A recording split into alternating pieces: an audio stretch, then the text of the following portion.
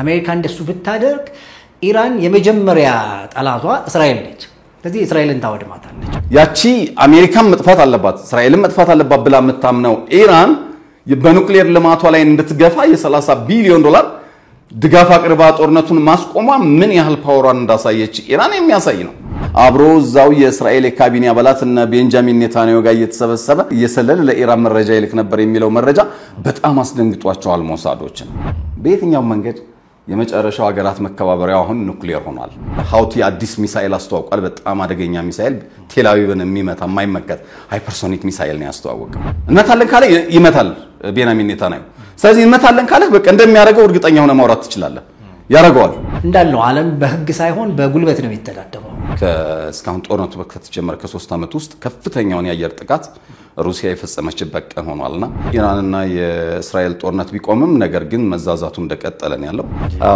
ከጦርነት ያተረፈች ብቻ አንደኛ አቅሟን አሳየች ሁለተኛ ከዚህ በኋላ መዋጋት እንዴት እንዳለባት አወቀች ልክ በደርግና በሻዕቢያ ጊዜ የነበረን መሳሪያ ዙ 23 ይዘ ከተማ ውስጥ ህዝብ ያስጨፈርክ እንት ማድረግ ቤት ላይ ነው ያሉት ሻዕቢያዎች ምናምን እንድትል የሚያደርግ ነው ያን ያየው ነበር ቦምብ ልሰራ ነው አላለችንም ነገሩ አትልም እስራኤልም አላለችም እና ኢትዮጵያውያንም ይንቁን ነበር አሁን ግን ኢትዮጵያውያን የኛ ብዙዎቹ ወታደሮች ናቸው እነ ሞንጆሪኖና እነ ደብረጽዮን ደግሞ ያው ራሳቸውን የቻሉ ትልቅ ብቻቸው መንግስት ናቸው የኢትዮጵያውያን እንደማንጠቀም ብለው ይደፉበት ጊዜ ነበር ኢትዮጵያውያን ታሪክ አይረሳው በእኛውን አሳይተው ሌሎቹ መደበቅ ለምድር ያስፈልገው ነው ምንም ቢኖር ይታዩ ነበር ሎጂካሊ ማለት ራሱ የአሊ ካሚኒ ዋና ረዳት እኮ ሞተዋል ይተባሉት ፓኪስታንም በሙሉ የኑክሌር ተቋማቶቿን በአየር ኃይሏ እየጠበቀች ነበር ልመታ ይችላል ለምን እስራኤል ልትመታ ትችላለች ብላ ታስባለች ሳይረጅም ኑክሌር ነው ያላት ቻይና ያጫጭሩ ላይ ምናምን ጊዜ አታጠፋም ስለ ፍልስጤሞችም እስራኤሎችም ደግሞ ስትናገር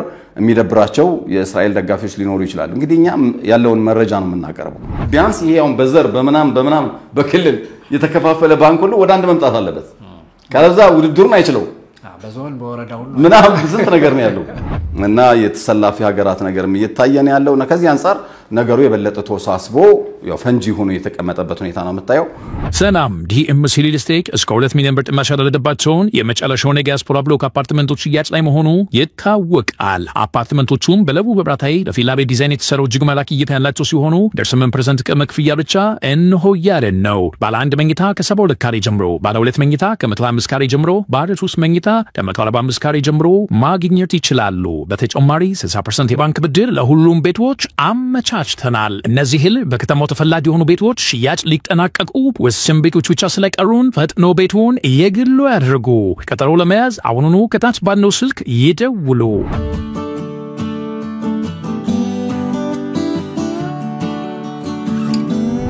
ሰላም ጤና ይስጥልን የተወደዳችሁ ያለታ ቤተሰቦች እንዴት አላችሁ ዊኬንዳችሁ እንዴት አለፈ ዛሬ ለተሰኞ ነው ስለዚህ በቅዳሜና እሁድ ፕላስ አርብም ከሰዓት አካባቢ ወጡ መረጃዎችን ይዘን ደግሞ እንዲሁ ልንነጋገር ነው እንደምታውቁት ዓለማችን የተለያዩ ትልልቅ ክስተቶችን ታስተናግዳለች በየሰዓቱ በየቀኑ በሚባል ደረጃ እነሱ ነገሮች ይዘን ልናወራ ነው እንግዲህ ከምናወራባቸው ሐሳቦች መካከል አንድ ሶስቱን በዋናነት እናነሳለን በተለይ የእስራኤልና የኢራን የአሜሪካ ጉዳይ አሁንም ተጧጥፎ ቀጥሏል ከዛ ባሻገር የወጣው ሚስጥር ደግሞ በጣም ከባድ ሚስጥር ይመስለኛል 30 ቢሊዮን ዶላር በጉርሻ ነው ኢራን ከጦርነቱ የተመለሰችው የሚለው ዜና ደግሞ በጣም አሳሳቢ ሆኗል እሱ ጉዳይ ላይ ሐሳባችንን እናጋራለን ከዛ ባሻገር ደግሞ ሩሲያና ዩክሬን ያው መጠዛጠዛቸውን ቀጥለዋል ሩሲያ ጦርነቱ ከተጀመረ ጀምሮ ከፍተኛ የሚባለውን ውድመት ያስከተለ ሌሊቱ ሙሉ በሚባል ደረጃ ከፍተኛ የሆነ ድብደባ በዩክሬን ላይ ማድረጓ ደግሞ ተሰምቷል እሱን ተከትሎ ደግሞ ዘለንስኪም የተለያየ ሐሳቦች ያነሱ ነው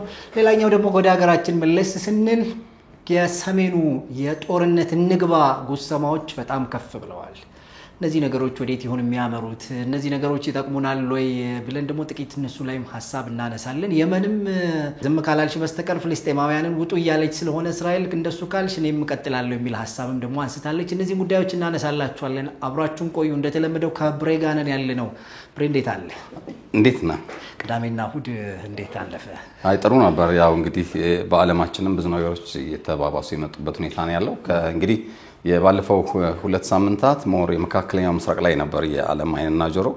አሁን ግን ተመልሶ የምስራቅ አውሮፓ ጉዳይም እየተወዘ ያለበት ሁኔታ ነው ያለው። በተለይ ዶናልድ ትራምፕ ከኔቶ ስብሰባ ላይ ተገኝተው ድጋፋቸውን ከሰጡ በኋላና የኔቶ አባል ሀገራት 5% እናዋጣለን ብለው ከወሰኑ በኋላ ዙሩ በጣም እየከረረ ነው ያለውና አብሽር ከሁሉም ነገር አብረናችሁ ነን ያለነው ፑቲን ዋጋውን ይከፍላታል ምናምን ሁሉ ብለው የተናገሩ ያለበትና በሩሲያ በኩልም በራሳቸው በቭላዲሚር ፑቲን እና በሰርጌይ ላቭሮቭ እንዲያውም ሰርጌይ ላቭሮቭ እንግዲህ የረጅም ጊዜ የሩሲያ ዲፕሎማት ናቸው፣ የውጭ ጉዳይ ሚኒስትር ናቸው። ብዙ አይናገሩም። በጣም በፍጥነት በቃ የሆነ መልስ በመስጠት የሚታወቁትና ነውጠኛ ነገር ናቸው የሚባሉት ዲሚትሪ ሜድቬዴቭ ናቸው። ዲሚትሪ ሜድቬዴቭ እንደምታውቀው አንድ ጊዜ የሩሲያ ፕሬዚደንት ሆነው ነበር። በመሃል ቭላዲሚር ፑቲን እንደ ጠቅላይ ሚኒስትር ሆነው ማለት ነው። ግን ጠቅላይ ሚኒስትርም ሆነው አገሪቱን ሲመሯት የነበሩት ያኔ እሳቸው ራሳቸው ቭላዲሚር ፑቲን ናቸው ይባላሉ። ዲሚትሪ ሜድቬዴቭ ህገ መንግስቱን አመቻቹላቸውና ተመልሰው እንዲቀጥሉ ማለት ነው። እንደገና መልሰው ፕሬዚደንት ሆኑ። አሁን በጣም እድሜ ልክ ፕሬዚደንት መሆን የሚያስችላቸው ውሳኔ አለው፣ ገደብ የለውም የቭላዲሚር ፑቲን ስልጣን ማለት ነው። እና ሁለቱም ደግሞ አንድ ማለት ናቸው።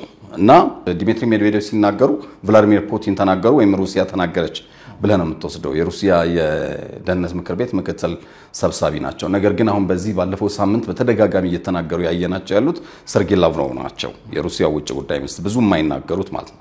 እና እየባሰባት መጥቷል ሩሲያ። እና በየትኛው መንገድ የኒውክሌር ጉዳይን ጨዋታ እያደረጋችሁት ነው ያላችሁት አውሮፓውያን። እኛ ግን ጨዋታ አይደለም። እንግዲህ ባለፈው ዓርብ ዕለት ስናወራ ነበር አይደል? የምጽአት ቀን አውጃለች። የመጨረሻው ጊዜ ማለት ነው፣ ሶስተኛው ዓለም ጦርነት እንደማለት ነው ምጽአት ቀን የሚባለው። እና ከዚያ በኋላ ነገሮች የበለጠ አሁንም እየባሱ ይመጡበትና አንተም እንዳልከው ትናንት እስካሁን ጦርነቱ ከተጀመረ ከ3 ዓመት ውስጥ ከፍተኛውን የአየር ጥቃት ሩሲያ የፈጸመችበት ቀን ሆኗልና እዛ አካባቢ ያሉትን ነገሮች በሙሉ እናነሳቸዋለን። የዚህ መካከለኛው ምስራቅ ላይ የኢራንና የእስራኤል ጦርነት ቢቆምም ነገር ግን መዛዛቱ እንደቀጠለ ነው ያለው። እስራኤልም የሚጀመር ከሆነ የኒውክሌር ልማቱ እመታለሁ፣ ዶናልድ ትራምፕም ያው ባለፈው በኔቶ ስብሰባ በግልጽ እንደተናገሩት እንመታለን ብለዋል። አሁን ዛሬ ልክ ወደዚህ ወደ አንተ ስመጣ ባሉት ደቂቃዎች ውስጥ አያቶላህ ካሚኒ የሆነ ነገር ብለዋል እና እኛ ያው እንሞክረው የዓለም ህዝብንም እንትን ለማድረግ ያው ሰላም ፈላጊነታችን እንዲያውቅ ምናምን እንጂ አናምናቸውም አውሮፓውያንና አሜሪካንን። ምክንያቱም የሰላም ስምምነት እያሉን ነው ከወሳኙን ስብሰባ ቅዳሜና እሁድ አሜሪካ ጋር ለማድረግ ዓርብ እስራኤል የመታችንና አሁንም ያለው መዛዛትና ዝግጅት ስናይ የዛ አይነት ነገር ነው ያለው። ግን አንመለስም ከዚህ በኋላ የሚል ነገር ተናግረው ያን ተከትሎ እንግዲህ ባለፈው አንተም ቀድመህ እንዳወራው ወደ $30 ቢሊዮን ማባበያ ተሰጥቷት ነው ኢራን ጦርነቱን ያቆመችው። መጨረሻ ላይ ሲወጣ ያየነው ሪፖርት ነው። እኔን በጣም የገረመኝ ነገር ምንም አይነት ኒውክሌር በሐሳቡ ራሱ እንዳይኖራት ኢራን ይሄ ሰላማዊ ምናምን የሚባል ነገር የለም እጅ ሁሉ ትስጥ የሚል ውሳኔ ነበር አይደል? አያያዙን አተጨብጠውን ቀማው ነው እንግዲህ አያያዙን ሲያዩት ምናምን ወደዛ ነው የመጡት። መጨረሻ እጅ ስጡ ምናምን በሉ በጣም የሚያዋርድ ቃሎች ሁሉ ይነገሩ ነበር። ነገር ግን እንዲያውም $30 ቢሊዮን ያውም ለኒውክሌር ልማት እሰጣለሁ ብላ ነው አሜሪካ ጦርነቱ የቆመው መባልን ስትሰማ ትደነግጣለህ። ከዚያ ባሻገር ፔዝሺኪያን የኢራኑ ፕሬዝዳንት የተናገሩት ነገር አለ። አሊ ካሜኒ የሺአዎች የሃይማኖት መሪ ጭምር ናቸው። የኢራን ፕሬዝዳንት ሳይሆኑ በዓለም ላይ ያሉ የሺአ ሙስሊሞች መሪ ናቸው። ስለዚህ እሳቸውን ፕሬዝዳንት ቭላዲሚር ፑቲን ከዚህ በኋላ ሲናገሩ በስርዓት ይናገሩ፣ ካልበዛ ሌላ ነገር ይመጣል ብለው እዛቻ ሁሉ የተናገሩበት ሁኔታና ነገሩ እንዲያውም አሁን ተካሮ አሁን ባይታኮሱ እንኳን ሁለቱም በጣም ተካረው ያለበት ሁኔታና ከዚህ በኋላ ደግሞ ባለፈው እንዳልነው ራሱ የእስራኤል የጦር ጄኔራሎች እንዳሉት የቆሰለ አንበሳ ናት ኢራን ከዚህ በኋላ እንዳሉት ያን ነው እያየን ያለ ነው። እና በአጠቃላይ ነገሮች በጣም ተጋግመው ቀጥለዋል። ከዚህ ባሻገር ወደ $30 ቢሊዮን ተጨማሪ ዶላር ደግሞ የአረብ ሀገራት ለኢራን ለመስጠት ወስነዋል የሚባል ነገር አለ። ይሄ ለመልሶ ማልማቱ ማለት ነው። እና በእርግጥ እንደዚህ ወደ $60 ቢሊዮን ኢራን አታለችው የሚለው አጠያቂ ነው የሚሆነው። ይሄ ያው የአየር ኃይሏ ተመቷል። አዎ ሙሉ በሙሉ ከምድር በላይ ያለው ምክንያቱም ከምድር በታች ነፍ ነው ያላት። እንደገና የራዳር ሲስተማ ተመቷል። እነዚህ አንዳንድ መስሪያ ቤቶች ምናምን ተመተዋል። ነገር ግን በእንትና በኩል በእስራኤል በኩልም ወደ $30 ቢሊዮን ኪሳራ እንደደረሰ ተነግሯል። የአይረን ዶም እና ሌሎች ጥይቶች በጣም ውድ ናቸው። ኢቨን የ30 ገደማ የታድ የአሜሪካንን አየር መከላከያ እንደተጠቀመች ነው የተነገረውና በጣም ውድ ናቸው እነዚህ አየር መከላከያዎቹ የሚተኮሱ ጥይቶች የነበሩት። እና ኢራን እንዲያውም አትርፋበታለች ነው የሚባለው። ከዚያ ውጭ አቅሟን አሳይታለች። ከዚያ ውጭ በደንብ ነገሩ ሁሉ ገብቷታል ምናምን እና የተሰላፊ ሀገራት ነገርም እየታየን ያለውና ከዚህ አንፃር ነገሩ የበለጠ ተወሳስቦ ያው ፈንጂ ሆኖ የተቀመጠበት ሁኔታ ነው የምታየው እና ምንም አይነት ሰላም አይታይም በኢራንና በአሜሪካ በኢራንና በእስራኤል መካከል በዚህ መሃል ጋዛ ያሉ ነዋሪዎች ደግሞ ለቀው እንዲወጡ ጥሪ ያቀረበችበት ሁኔታ አለ እንትና እስራኤል ይሄ ደግሞ በጣም የበለጠ ነገሮችን አጋግመዋል በ24 ሰዓት 81 ሰዎች የተገደሉበትን ሁኔታ አይተናል ሃውቲ አዲስ ሚሳኤል አስተዋውቋል በጣም አደገኛ ሚሳኤል ቴል አቪቭን የሚመታ የማይመከት ሃይፐርሶኒክ ሚሳኤል ነው ያስተዋወቀው እነዚህ ነገሮች ወዴት ነው የሚሉትን በደምሩ እናያቸዋለን ከዚያ ውጭ ኤርትራ ያየው ነበር ኤርትራ ከተሞች ላይ እነዚህ ዙ 23 እና እንትን ኦራል የድሮ የሶቪየት ሰራሽ እንትን የጦር መኪኖችን ያየው ነበር እና እንግዲህ እንደምታውቀው የራሱ የእስራኤልና የኢራን የአሜሪካና የኢራን ጦርነት የቴክኖሎጂ ጦርነት ነው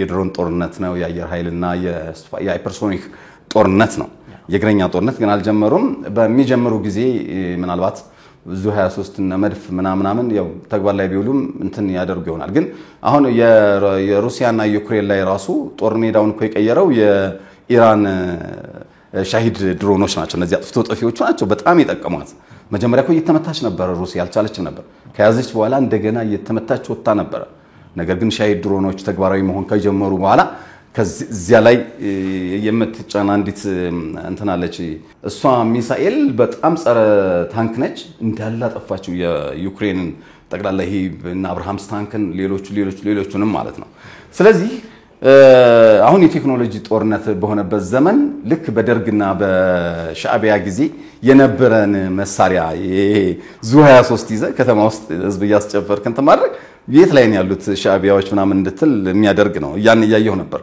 በየከተማው ዙ 23 ይዘው እየዞሩ ይጨፍራል ምን ይላል ዝግጁ ነን ምናምን የሚሉ ነገሮች ያየው ነው ያለው በእንትና በኩል በህዋት በኩልም የነ ምግበይ ንግግር ያየን ነበር አይደል በቃ በሰላማዊ ነገር በጣም ተንብለና ሞክናና አላልሆነም ስለዚህ እንደተለመደው በመስዋዕትነት እንትናችን እናስከብራለን የሚል ዛቻ እየሰማን ያለ ነውና እነዚህ ሲደመሩ ደግሞ በጣም ባለፈው ሳምንት የሚወጣ መግለጫ አለ ራሱ ኤርትራ ደግሞ ለተባበሩ መንግስታት ድርጅት የጻፈችው ደብዳቤ አለ የኢትዮጵያ መንግስት ሊወረይ ነው ለዚህም ፕሮፓጋንዳ እየሰራብኝ የሚል እና ነገሮች ተባብሰው የቀጠሉ ነው ያየናቸው ያለ ነው ይሄ ወዴት ይሄዳል የሚለውንም አብረን በዚያው የምናነሳበት ሁኔታ ነው ያለው ቤንያሚን ኔታንያሁ ባለፈው ሳምንት ስለ ኢትዮጵያ ያነሱት ነገር ነበር አሁንም አንድ ነገር ብለዋል የተለያዩ በቃ በአለም ላይ እስራኤላውያን የደረሰባቸውን መገለል መገፋት ኢቭን መገደልም ጭምር በማንሳት እንደዚህ አድርገውናል አውሮፓውያን እንደዚህ አድርገውናል የተለያየ ቦታ ስንሄድ እንደዚህ ብለናል ግን ሁሉንም አሸንፈን ወጥተናል ያው በጥንካሬያችን በአሸናፊነታችን የተከበርነው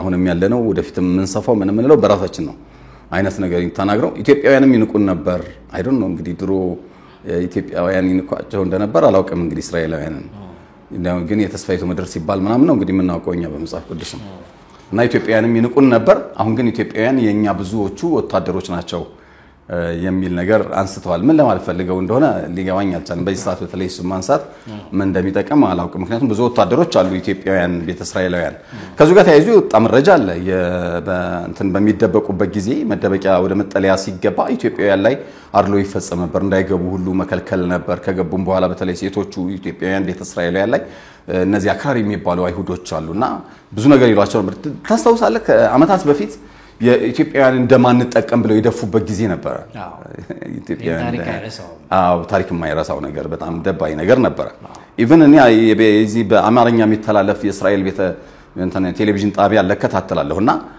ለሌሎች የተለያየ በጀት ይመደባል ለትምህርት ለምናምን ከሌላም ሀገር ከአውሮፓ ምናምን ለሚመጡ ቤተ እስራኤላውያን እና ከአውሮፓ ከምናምን ለሚመጡት በጣም ክፍት ነው ሁሉ ነገር ከኢትዮጵያ ለሚሄዱት ግን አሁን እዚህ ብዙ ተሰቃይተው ነው እዚህ አዲስ አበባ መተው ራሱ ብዙ አመት ይቆያሉ ምናምን አላይለ እንትን ያለ መሆን ነገር ታያለ እኩል ያለ መሆን ነገር ታያለ እና ግን ይሄን ስታነሳ አይፈልጉም ቤተ እስራኤላውያን እኛን ነው የሚሰዱናል ይሄን ብናነሳ የሚታወቅ እውነት ነው እና መቆም አለበት እኛ ኢትዮጵያውያን መከበር አለባቸው እዛ ያሉት ብለን ነው የምናነሳውና ለማንኛውም እነዚህ ጉዳዮችም አብረን የምናነሳቸው ይሆናል እንግዲህ እንዳልከው ነው ብሬ በተለይ የዚህ 30 ቢሊዮን ጉዳይ በጣም አስደንጋጭ ነው ማለት ሁለት ትልልቅ ነገሮች ነው የሚናገረው በያስባለሁ ሰሞኑን እሱን ስሰማ በተለይ ቅዳሜና እሁድን እሱን ሳስብ ነበር አንደኛ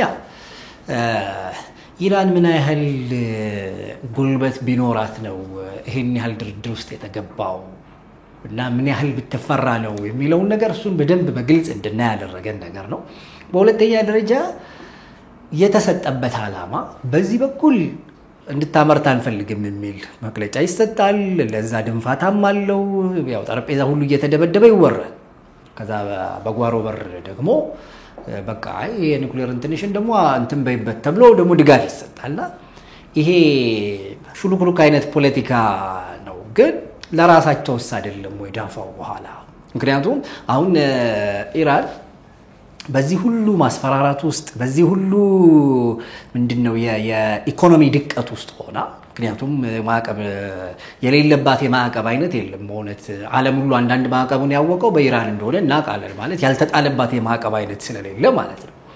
በሱ ሁሉ ውስጥ ሆና ይሄን ሁሉ አይነት ነገር ተቋቁማ በጉልበት የወጣች ሀገር ላይ ከዛ ደግሞ እዚህ ድርድር ውስጥ የሚያስገባ ነገር ምን ተገኝቶ ነው እንድንል ያደርገናል። ማለት ለምንድን ነው ለዚህ የተባለው? ማለት በቃ ጀስት ይሄንን ስላወደምንብሽ ይሄንን ነገር ለመተካት ይሄንን ነገር አድርጊበት ተብሎ ሌላ አማራጭ ነገር ለማድረግ የተሰጠ ቢሆን ብዙ ችግር የለውም እንላለን። ምክንያቱም እዛ ላይ ኢንቨስት ያደረገችው ጊዜ ብዙ ነው።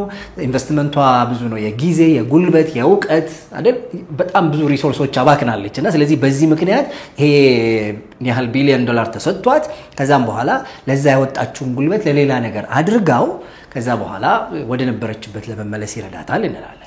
ግን እሱ አይደለም የተሰጠበት ዓላማ ራሱ ለዚህ ለኒውክሌር ነው። ምንድነው የሚገባ ነገር አይደለም። ምንድነው እየተካሄደ ያለው እንድንል የሚያደርገን ይመስለኛልና 30 ቢሊዮኑን እንዴት አየው? ማለት መጀመሪያ አካባቢ ላይ እንግዲህ እንዳልነው እስራኤል በጣም ትልቁን ስራ ሞሳድ ሰርቷል። እንግዲህ ሞሳድ እንዳልነው የእስራኤልን ደህንነት በመላው ዓለም ማስጠበቅ ነው ስራው።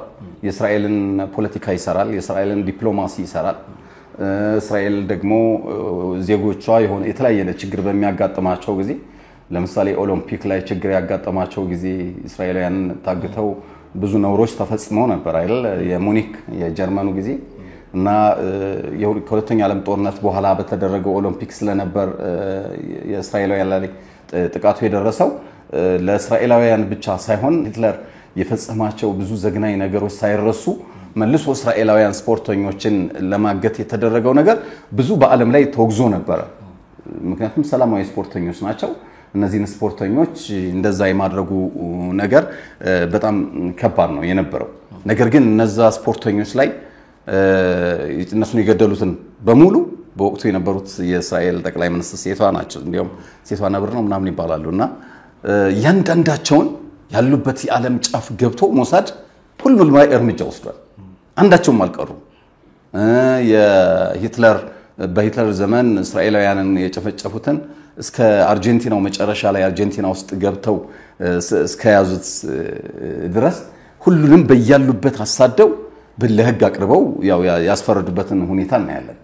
ከዚህ ባሻገር አሁን በመላው ዓለም እስራኤል የተለያዩ ኢንተረስቶቿን በመታስፈጽምበት ጊዜ እነዚህን ፖለቲካዎች በመስራት ዲፕሎማሲውን በመስራት ረገድ ሞሳድ በጣም የሚገርም ስራ የሚሰራ ነው። እውነት ለመናገር በዓለም ላይ ሞሳድ ነምበር 1 ነው ብለኔ ያጋነንኩ አይመስለኝም። ያው እንደዚህ ስትል ደስ የማይለው ክፍል ሊኖር ይችላል። ግን እኛ የምናወራው እውነቱን ነው ማለት ዓለም የሚያውቀውን እውነት ነው የምናወራው። ስለ ፍልስጤሞችም ስለ ሌሎችም ደግሞ ስትናገር የሚደብራቸው የእስራኤል ደጋፊዎች ሊኖሩ ይችላሉ። እንግዲህ እኛ ያለውን መረጃ ነው የምናቀርበው እንጂ እኛ ማንንም አናውቅም እዚህ ውስጥ እና እስራኤላውያን በተለይ ይሄ ሞሳድ በጣም ጀግኖች ናቸው። በጣም የሚገርሙ ናቸው። ለቴክኖሎጂ ያላቸው እንትናቸውን የሚሰጣቸውን ተልእኮ በዲሲፕሊን በመፈጸም ረገድ በዓለም ላይ በጣም ይታወቃሉ። እንደገና ምንም ሳይሆኑ መውጣት የተለያዩ ተልእኮችን ፈጽመው እነሱ እስራኤል ገብተዋል። በቃ ያዛጋ ሲፈጸም እነሱ እንትናቸውን ጨርሰው ተልእኳቸውን ጨርሰው ተመልሰዋል። የቅርቡ የሴቷንም አይተን የለ? አዎ ያቺ እሷ ስንት ዓመት ሙሉ ሙስሊም መስላ ያገባች እየፈታች እነሱ ነው ራሱ ማለት ነው። አንዱን ኮሎኔሉን አንዱን ጄኔራሉን የሞተው የኢራኑ ፕሬዝዳንት እሱ ጋር ድረስ ግንኙነት ነበራት። በሱ ምክንያት ደግሞ አሊ ካሚኒን ጭምር ታውቃቸው ነበር እና ጋዜጠኛ ነች። በየቀኑ ኢንተርቪው ታደርጋለች እና የነሱ የቅርብ ሰው ናት ብለው ይነግሯታል። መረጃውን ለኢራን ቴሌቪዥንም ዜና ትሰራለች፣ ለሞሳድም ትልክ ነበር። እንግዲህ ወደ 30 ዓመት ገደማ ይህን ስትሰራ ቆይታ ነው እንግዲህ እንትን ያለችው።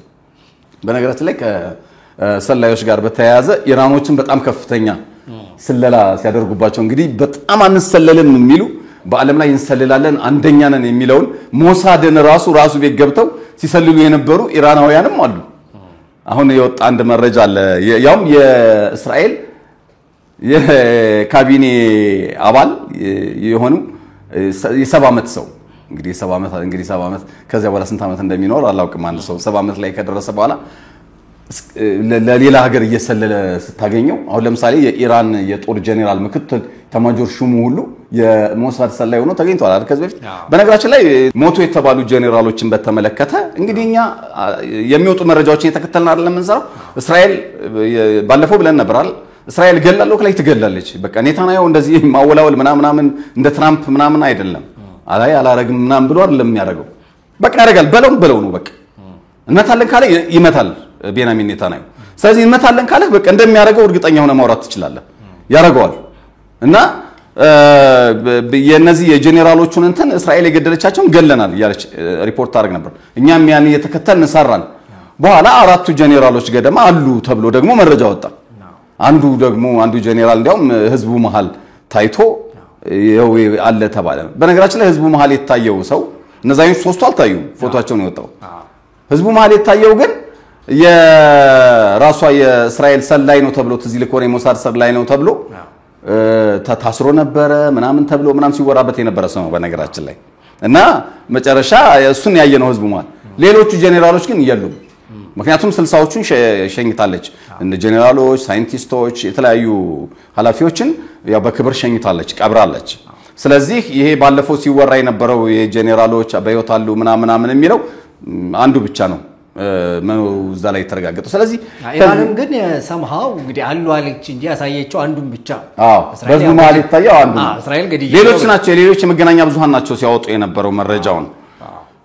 ከዚሁ ጋር ተያይዞ ከስለላው ጋር ተያይዞ የኢራንን እንግዲህ የእስራኤል የካቢኔ አባል ሆነው ሲያገለግሉ የነበሩ ሰው የ70 ዓመት ሰው ሳይቀሩ ወደ 7 የሚደርሱ ሞሳድ ውስጥ ሆነው ለኢራን ሲሰልሉ የነበሩ ሰዎችን በዚህ ሳምንት ይዛለች እስራኤል። እና እነዚህ እስራኤል ውስጥ የተመቱ ከተሞች ላይ የተመቱ የተለያዩ ቦታዎች ዋነኛ መረጃውን ያገኙት ከነዚህ 7 ሰዎች ነው የሚል የእስራኤል የሞሳድ መረጃ ወጥቷል። ይሄ አስደንጋጭ ነው በጣም። አለመተማመኑ እንዴት እንደሚያደርገው ማሰብ ነው። የሞሳድ አባላት ብቻ ሳይሆኑ የኢራን አባላትም ሞሳድ ውስጥ ገብተው መረጃ ይልኩላት ነበር ለኢራን። እና እነዚህ በጣም የማይመቱ የሚባሉ ቦታዎችም የተመቱት መረጃውን ያገኙ የነበረው ከነዚህ 7 ሰዎች ነው የሚል መረጃ እስራኤል አውጥታለች፣ ይዛለች። አሁን በዚህ ጦርነቱ በተጀመረ በ3 ሳምንት ውስጥ 3 ጊዜ 3 ሰዎችን 9 ሰው ሰቅላለች። ያው እንደሚታወቀው ኢራን ውስጥ እንግዲህ በዓለም ላይ ከቻይና ቀጥሎ በስቅላት በመግደል የምትታወቀው ኢራን ነች። በጣም ብዙ በመቶ የሚቆጠሩ ሰዎች በየዓመቱ ትገላለች።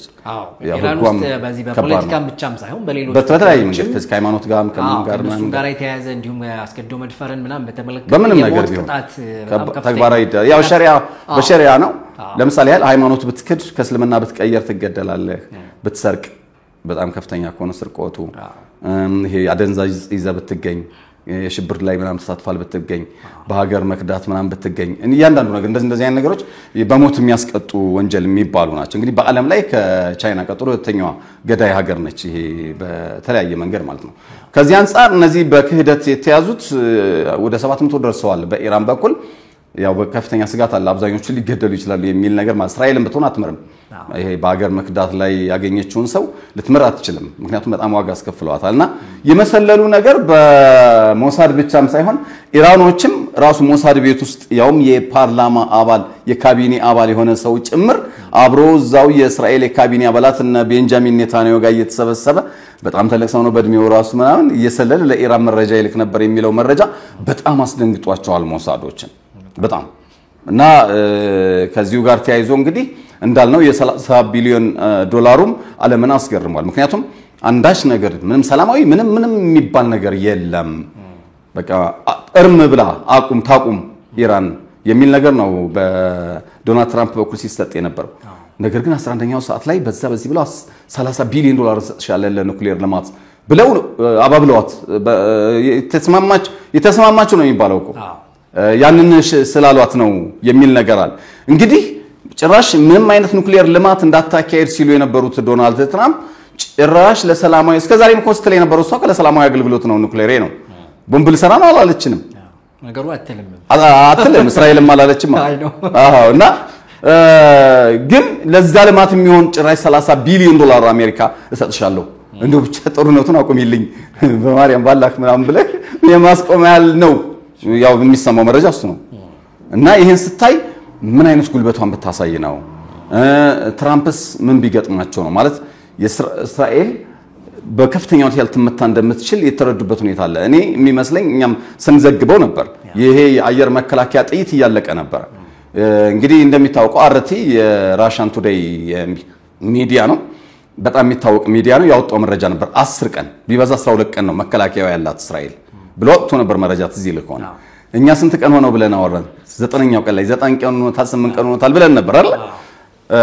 ኦሬዲ ያለቀ ነበር ስለዚህ ያካለቀ ሙሉ በሙሉ አሜሪካ ገብታ ካልተወጋችላት በስተቀር እስራኤል ያልቅላት ነበር በዛ ሰዓት ደግሞ ሲነገር የነበረው ነገር ምንድነው ራሱ ቤንጃሚን ኔታንያሁ ያሉት በጣም አስጊ ነው የኢራን ሁኔታ 20,000 ቦሊስቲክ ሚሳኤል እንዳላት አውቀናል አሁን አሉ በፊት እዚህ ይላል ወደ 2,000 ነበር ሲባል የነበረው እነዚህ የማይመከቱት በብዛት ሚሳኤሎች ያሏት 2,000 ገደማ ነው ተብሎ ነበር ጥይቷ ያለቀ ነው ተብሎ 2 ቀን 3 ቀን ቀረው ሲባል ግን ቤንጃሚን ኔታንያሁ ከ20,000 በላይ ኢራን አላት የሚል መረጃ ወጣ ስለ ኢትዮጵያም ሲናገሩ ቤንጃሚን ኔታንያሁ አንዱ ኢትዮጵያን አተረፍናት ብለው ሲናገሩ 20,000 ባሊስቲክ ሚሳኤሎች ነው የነበራትና ብለዋል እሱንም ኮንፊርም አድርገዋልና የሚሳኤሎቹን ጉዳይ በጣም ከባድ ነው ማለት ነው ስለዚህ 20,000 ካላት በቃ ኢቭን አሜሪካ ራሷ ብትገባ ለመመከት በጣም ያስቸግር ነበር ታድ እንደምታውቀው የአሜሪካው ታድ 7 ብቻ ነው ያላት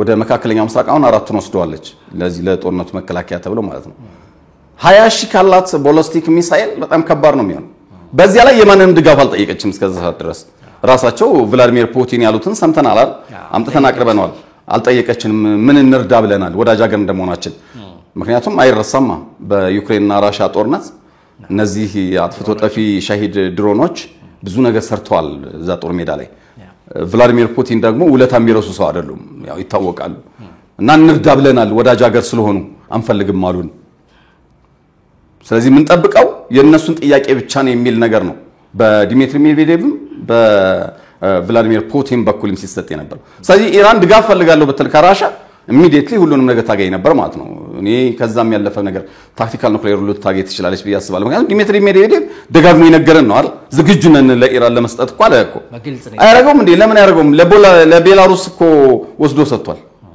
አይደል አሜሪካም እኮ አድርጋለች እንደዚያ በነገራችን ላይ በሩሲያ ዙሪያ 200 ታክቲካል ኑክሌር እኮ ጠምዳለች ቱርክን ጨምሮ ወደ ሩሲያ የኔቶ እንትን እኮ ምናምን እኮ መዘዙ እኮ ብዙ ነው እነዚህ ነገሮች እኮ ነው እየተከበብኩ ነው በሚል ነው ሩሲያም ይሄን ውጊያ ያደረገች ያለችው ነገር ግን አሜሪካ ያላት 200 ገደማ ታክቲካል ኑክሌር ነው ባለፈው እንዳለው ታክቲካል ኑክሌሮች ደረጃቸው በጣም ትንንሽ አካባቢን ከመምታት ጀምሮ ያሉ ናቸው ታክቲካል ኑክሌር ስትራቴጂካል ኑክሌር ግን አንድ ከተማ ሙሉ የሚያጠፉ ናቸው እነዚህ ሳርማት ሰይጣንቱ ምናምን የሚባሉት አጉር አቋራጭ ናቸው እነሱ በሺ ኪሎ ሜትሮች መተው ሀገር የሚያጠፉ ናቸው ለምሳሌ ሰይጣንቱ 16 ኑክሌር ይይዛል 50 የሚሆኑ ተጠምዷል አሁን በመላው ዓለም ጠላቶች ይላለቻቸው እንዳለች ሩሲያ እንትና ቻይናም ብናይ ዲኤፍ41 የሚባል ሚሳኤሏን አሜሪካ ከተሞች ላይ ጠምዳለች ካለችበት ሆና እሱ ወደ 500 ገደማ ሆኗል አጠቃላይ አጉር አቋራጭ ብቻ የረጅም ኑክሌር ነው ያላት ቻይና ያጫጭሩ ላይ ምናምን ጊዜ አታጠፋም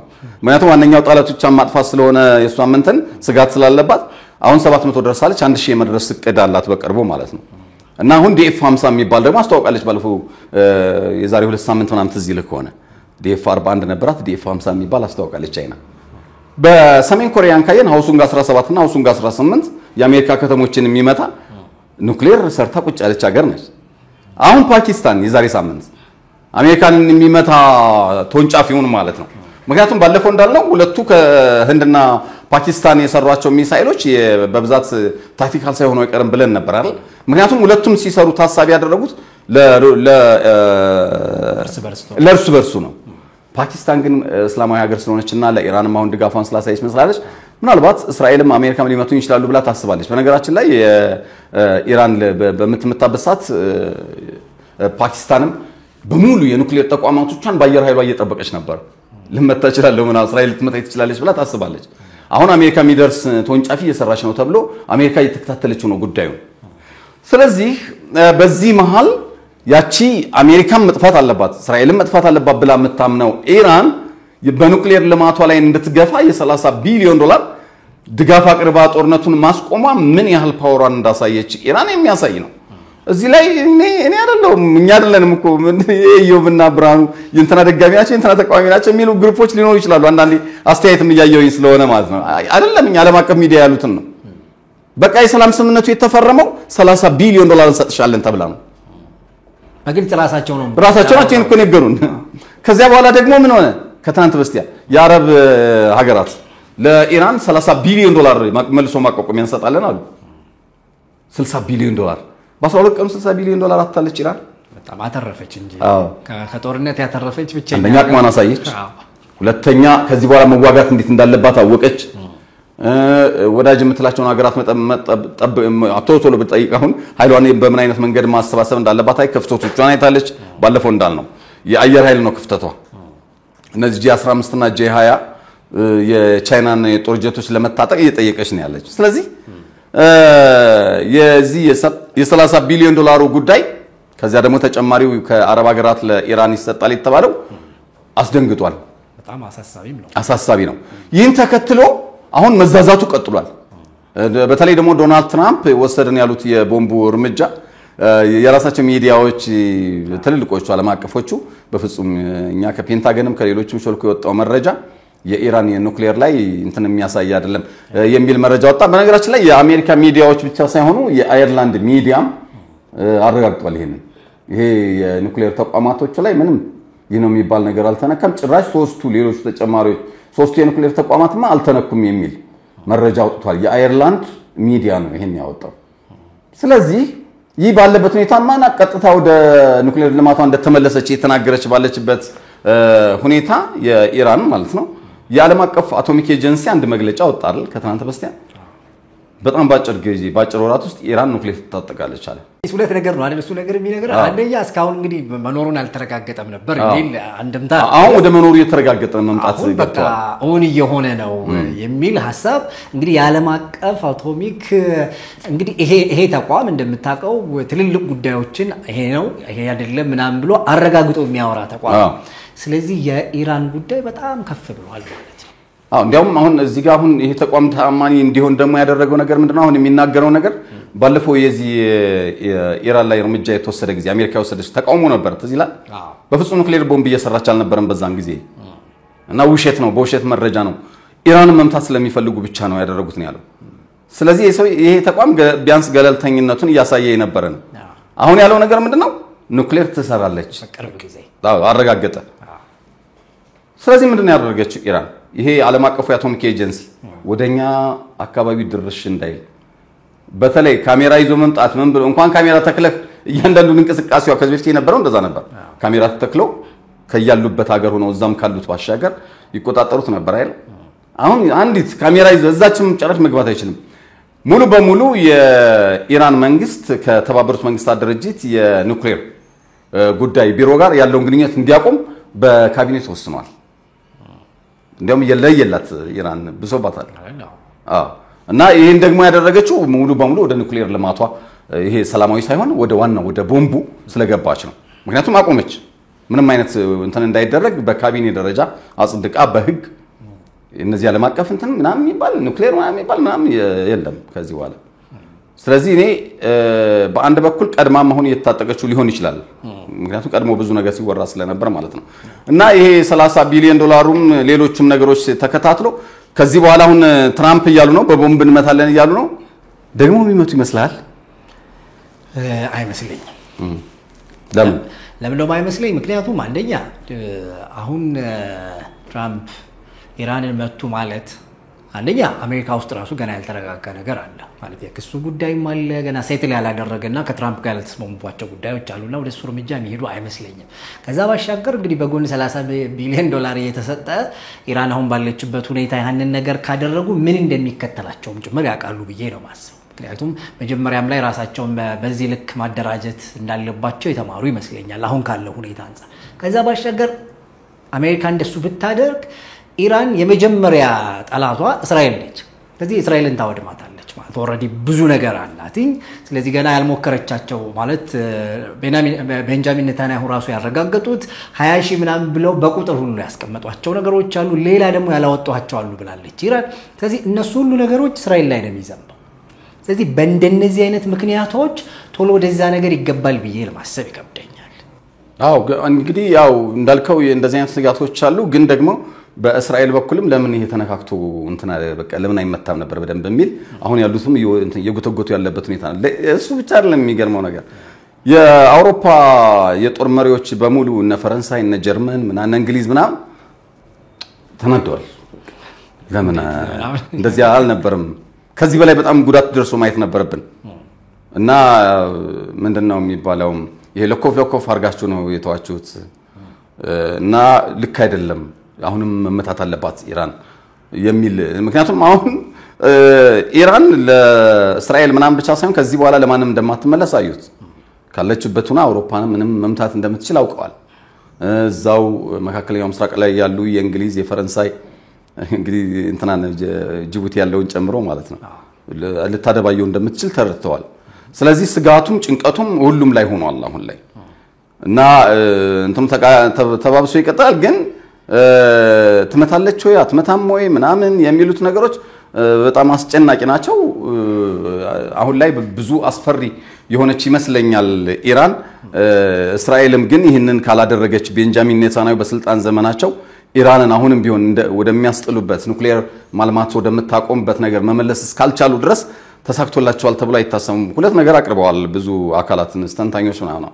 ዋናው ዓላማው ይሄ እና ቤንጃሚን ኔታንያሁም ራሳቸው የትራምፕ ይሄንን ቦምብ የመጣል ዋነኛ ዓላማ ሁለት ናቸው። አንዱ የኑክሌር ልማቱን ማክሸፍ ወይም ደግማ ሁለተኛ ከዚህ በኋላ አቁሜያለሁ እንድትል አሁን ሌሎች እኮ አድርገውታል። ሊቢያን አስቆመዋል አይደል? ኢራቅን አስቆመዋል፣ ሶሪያን አስቆመዋል። ልክ እንደዚህ ሁሉ በርግጥ ከአፍሪካ ደቡብ አፍሪካ ነበረች ኑክሌር የታጠቀች ወደ 6-7 ኑክሌር ነባት። ያው እሷ በሰላማዊ እንትን ሲያዩት አይ አሁን ላይ ያስፈልገን ብለው ራሳቸው ተውት።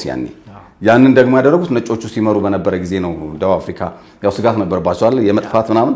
ስለዚህ በራሷ በአሜሪካም ድጋፍ ጭምር ነው ያኔ ሲሰራ የነበረው። ነገር ግን በኢራን በኩል ከዚህ በኋላ በምንም ምክንያት የምትወው ነገር እንዳልሆነ ታውቋል። እና ብዙዎች የሚሉት ምንድነው ሁለት ነገር ነው። አንዱ ኑክሌሩን ለማስጣል ነበር፣ አልተሳካም። ሁለተኛው ደግሞ የአያቶላህ አሊ ካሚኒን ስርዓት ማፈራረስ ነበር፣ አልተሳካም። እንዲያውም የበለጠ አሁን ድጋፍ አግኝቶ እንትኑ መሰረቱን እያሰፋን ያለው ምናልባት ይቃወማሉ የሚባሉትን የማሰር ነገር እየተያያዘ ነው ያለው። እዚሁ ጋር ተያይዞ አንዳንድ አካላት ድጋፉን በዛው ልክ ታይቷል። ነገር ግን በአሊ ካሚኒ ላይ ተቃውሞም የተነሳበት ሁኔታ አለ። ማለት ምንድን ኑክሌር እንታጠቃለን በሚል ለአመታት ዓለም በሩ እንዲዘጋብን ሆኗል። እና ሀብታም ሀገር ነን በዓለም ላይ ሁለተኛ የነዳጅ ክምችት ያለንን፣ ነገር ግን እንደ ድሃ ሀገር ነው የምንኖረው። ይሄ የሆነው ደግሞ ኑክሌር እንታጠቃለን ብሎ የካሚኒ አስተዳደር ባለው ህልም ምክንያት ከመላው ዓለም ግንኙነታችን በመቆሙ የንግድ ግንኙነቱ በመቆሙ በማዕቀብና አቀባ ውስጥ በመሆናችን ራሱ የአሊ ካሚኒ የሺአዎች ስልጣን ምናምን አካሄዱ ምናምን ዲሞክራት አይደለም ምናምን በተለያየ ነገር ምክንያት ነው፣ በእነሱ ስርዓት ምክንያት ነው ኢራን እንደዚህ ወደ ኋላ የቀረችው የሚል ተቃውሞ የሚያሰሙ ምሁራን አሉ። እና ይህንን ደግሞ አሁን ከስለላው ከምኑ ጋር እያስታከኩ ሰብስቦ ወደ እስር ቤት እየከተቱ ነው ያሉት። ምናልባት ይሄ የበለጠ አምባገነን ሆኖ እንዲመጡ ሊያደርጋቸው ይችላል የሚል ነገር አለ። ለማንኛውም እነዚህ ነገሮች በጣም ከፍ ብለው እየታዩ ያለበት ሁኔታ ነው። ቀደም ሲል እንዳልነው ከተመድ ጋር ያለው ግንኙነት ሙሉ በሙሉ እንዲቆም የሚል ያው ውሳኔ ወስነዋል ኢራናውያን። ይሄም በራሱ ጸቡንም ምኑንም የበለጠ ያጠናክረው ይሆናል የሚል ነገር ነው እንትን ይላሉ። በዚህ መሃል እንግዲህ ቤንጃሚን ኔታንያሁ መግለጫ ሰጥተው ነበር። ትዝ ይልኮና እኔ እኮ ነኝ ማለት ጦርነቱ እንዲበርድ ያደረኩት ግን እኔ ላይ ይሸልልብኛል ካሚኒ የሚል መግለጫ ሰጡ። ዓርብ ዕለት አይደል? የትራምፕ መግለጫ ሰሞኑን በስቷል እና ብለው ሲሰጡ ወዲያውኑ ፔሽኪያን የኢራኑ ፕሬዝዳንት ሁለተኛ ዶናልድ ትራምፕ መሪያችንን በተመለከተ የሚናገሩት ነገር ስርዓት ይዘው ይናገሩ፣ ማብጠልጠል እንትን ማንጓጠጥ ምናምን አይቻልም መሪያችን። ምክንያቱም አሊ ካሚኒ የኢራን ፕሬዝዳንት ብቻ ሳይሆኑ የሺአ በዓለም ላይ ያሉ በብዙ መቶ እንግዲህ እነሱ እንደሚሉት ማለት ነው ሚሊዮን የሚቆጠሩ የሺአ እምነት መሪዎች ሸክ ናቸው የዛ ሃይማኖት መሪ ናቸው ስለዚህ እሳቸውን በተመለከተ ዶናልድ ትራምፕ የሚሆኑ ማንም ሲናገር በስርዓት ክብራቸውን በሚመጥን መልኩ መናገር አለባቸው የሚል መግለጫ ሰጡ ፔስኪያን እንግዲህ አሜሪካንን ፕሬዝዳንት የሚያክል የሚያስፈራራ መግለጫ መስጠት ይካልሆነ ግን እርምጃ እንወስዳለን የሚል ነገር ነው አሁን እኮ በቃ በምንም ነገር የሆነ ነገር ላይ ምንድነው የተወሰነ ነገር ላይ አቀማቸውን ስላሳዩ ምን ነገር ቢነሳ አሁን ዋ ምናምን ወደ ማለት ሁሉ ገቡ ከንከላከላለን እኮ ወደና አጠቃለን ይሄ እናሸንፋለን የሚባል የደርግ መረ ነበር ወደዛ ገብተዋል አሁን እና ይሄ ጥላቶቻችንን ለመከላከል ዝግጁ ነን ኢራን ባላት አቅም ሁሉ ትከላከላለች ምናምን የሚል ነበር አይደል በፊት የነበረው አሁን ግን ማስጠንቀቂያ ነው የሰጡ ያሉ ዋ እናጠቃለን ይያሉ ነው ከዚሁ ጋር ተያይዞ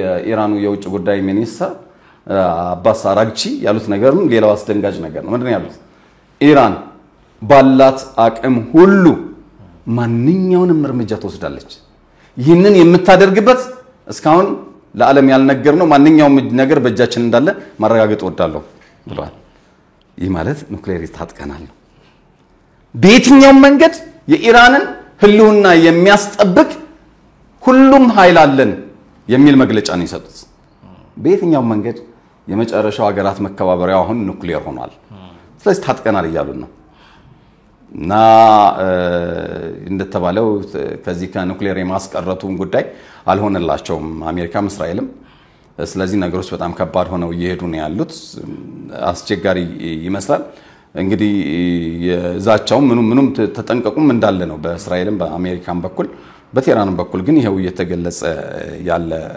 ነገር ነው እና ትራምፕ እኔ ታደጊያቸውን በህይወት የቆዩት በእኔ ምክንያት ነው ነገር ግን እኔን እንትን አድርገው አሸንፈናል ይያሉ ይዝታሉ ምናም ብለው ተናግረዋል ትራምፕ ነገር ግን ይሄን አንሰማም የሚል ነገር ነው የተናገሩት እሳቸው ያው በዚህ መሃል እንግዲህ ኢራን ወደ 60 እንትኖቿን ቀብራለች ጄኔራሎቿ ሳይንቲስቶቿ ምናም አሉ የተባሉ በህይወት አሉ አልተገደሉም እኮ የተባሉ የጦር ጄኔራሎች ፎቶአቸው ሲወጣ ነበር አይደል እስራኤል ደግሞ ገድያለሁ ብላለች በመጨረሻ ያለው የተረጋገጠው አንዱ ህዝቡ መሃል የታየው ሰው ነው እሱ ሁለተኛው የኢታማዦር ሹም ነው እና የሆነ ጊዜ ላይ በሞሳድ ተጠልፏል ተብሎ የሚወራ የነበረ ነው ነገር ግን ከሱ ውጭ ሌሎች ጄኔራሎች ግን የሉም አልታዩም እንግዲህ ያው በሁለቱም መካከል ያው የፖለቲካ አንዱ ገጽታው ፕሮፓጋንዳ አንዱ የውጊያ ስልት ነው ውሸትም አይደል ያው ነጭ ውሸት ነው ነጭ ውሸት ሲሆን ያው ለፖለቲካ ነው እንላለን እንጂ የሉም በየው ቢኖር ነው ይታዩ ነበር ምክንያቱም ይሄኛውን አሳይተው ሌሎቹን መደበቅ ለምድር ያስፈልገው ነው ምንም በየው ቢኖር ይታዩ ነበር ሎጂካሊ ማለት ራሱ የአሊ ካሚኒ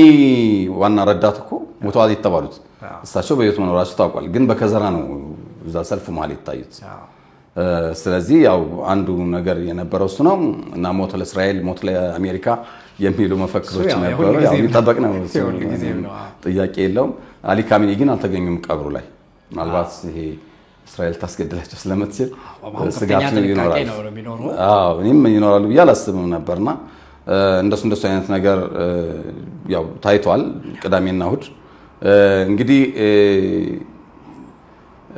ያው በከዚህ ከኑክሌር መሳሪያዎቹ ጋር ተያይዞ በአጠቃላይ ያሉት እንደዚህ አይነት ነገሮችን ያየነው ቅዳሜና እሁድ በነበሩት እንትኖች ሌላው እንግዲህ የዩኬ መንግስት ቁጣውን የገለጸበት አንድ መግለጫ ወጥቷል ቢቢሲ ላይቭ ያስተላለፈው ፕሮግራም ነበርና ራፐሮች ናቸው እነዚህ የነቦብ ቪላንን ዘፈን ራፐሮች ናቸውና የፍልስጤምን ጀግንነት የኢራንን ጀግንነት የሚያወድስና ሞት ለእስራኤል አይነት ሙዚቃ ነበር ላይቭ አስተላለፈው ቢቢሲ በተለይ ደግሞ የዚህ በፍልስጤም ያሉትን የተጎዱትን እንትን አስመልክቶ ነው እንግዲህ እንግሊዛዊ ራፐር ነው መንትያ ናቸው ከ20 ሺህ ሰው በላይ ነው ኮንሰርቱ ላይ ተገኘው ከዛ በላይ በጣም ያናደዳቸው የእንግሊዝ መንግስትን ያናደደው ያው ቢቢሲ ላይቭ በማስተራጨት ነው እሱ ነው ማለት ያው አልተጠበቀ ነበር ምክንያቱም ይሄንን ያደርጋል ተብሎ የሚታሰብ አይደለም ምክንያቱም ያው አውሮፓ ከእስራኤልና ከአሜሪካ ጎን ነው ተብሎ ስለሚታሰብ ማለት ነው ግን ስለ ሰብአዊ መብት ነው የጮኸው እንጂ ስለ ሀገር አይደለም የሚሉ ነገሮች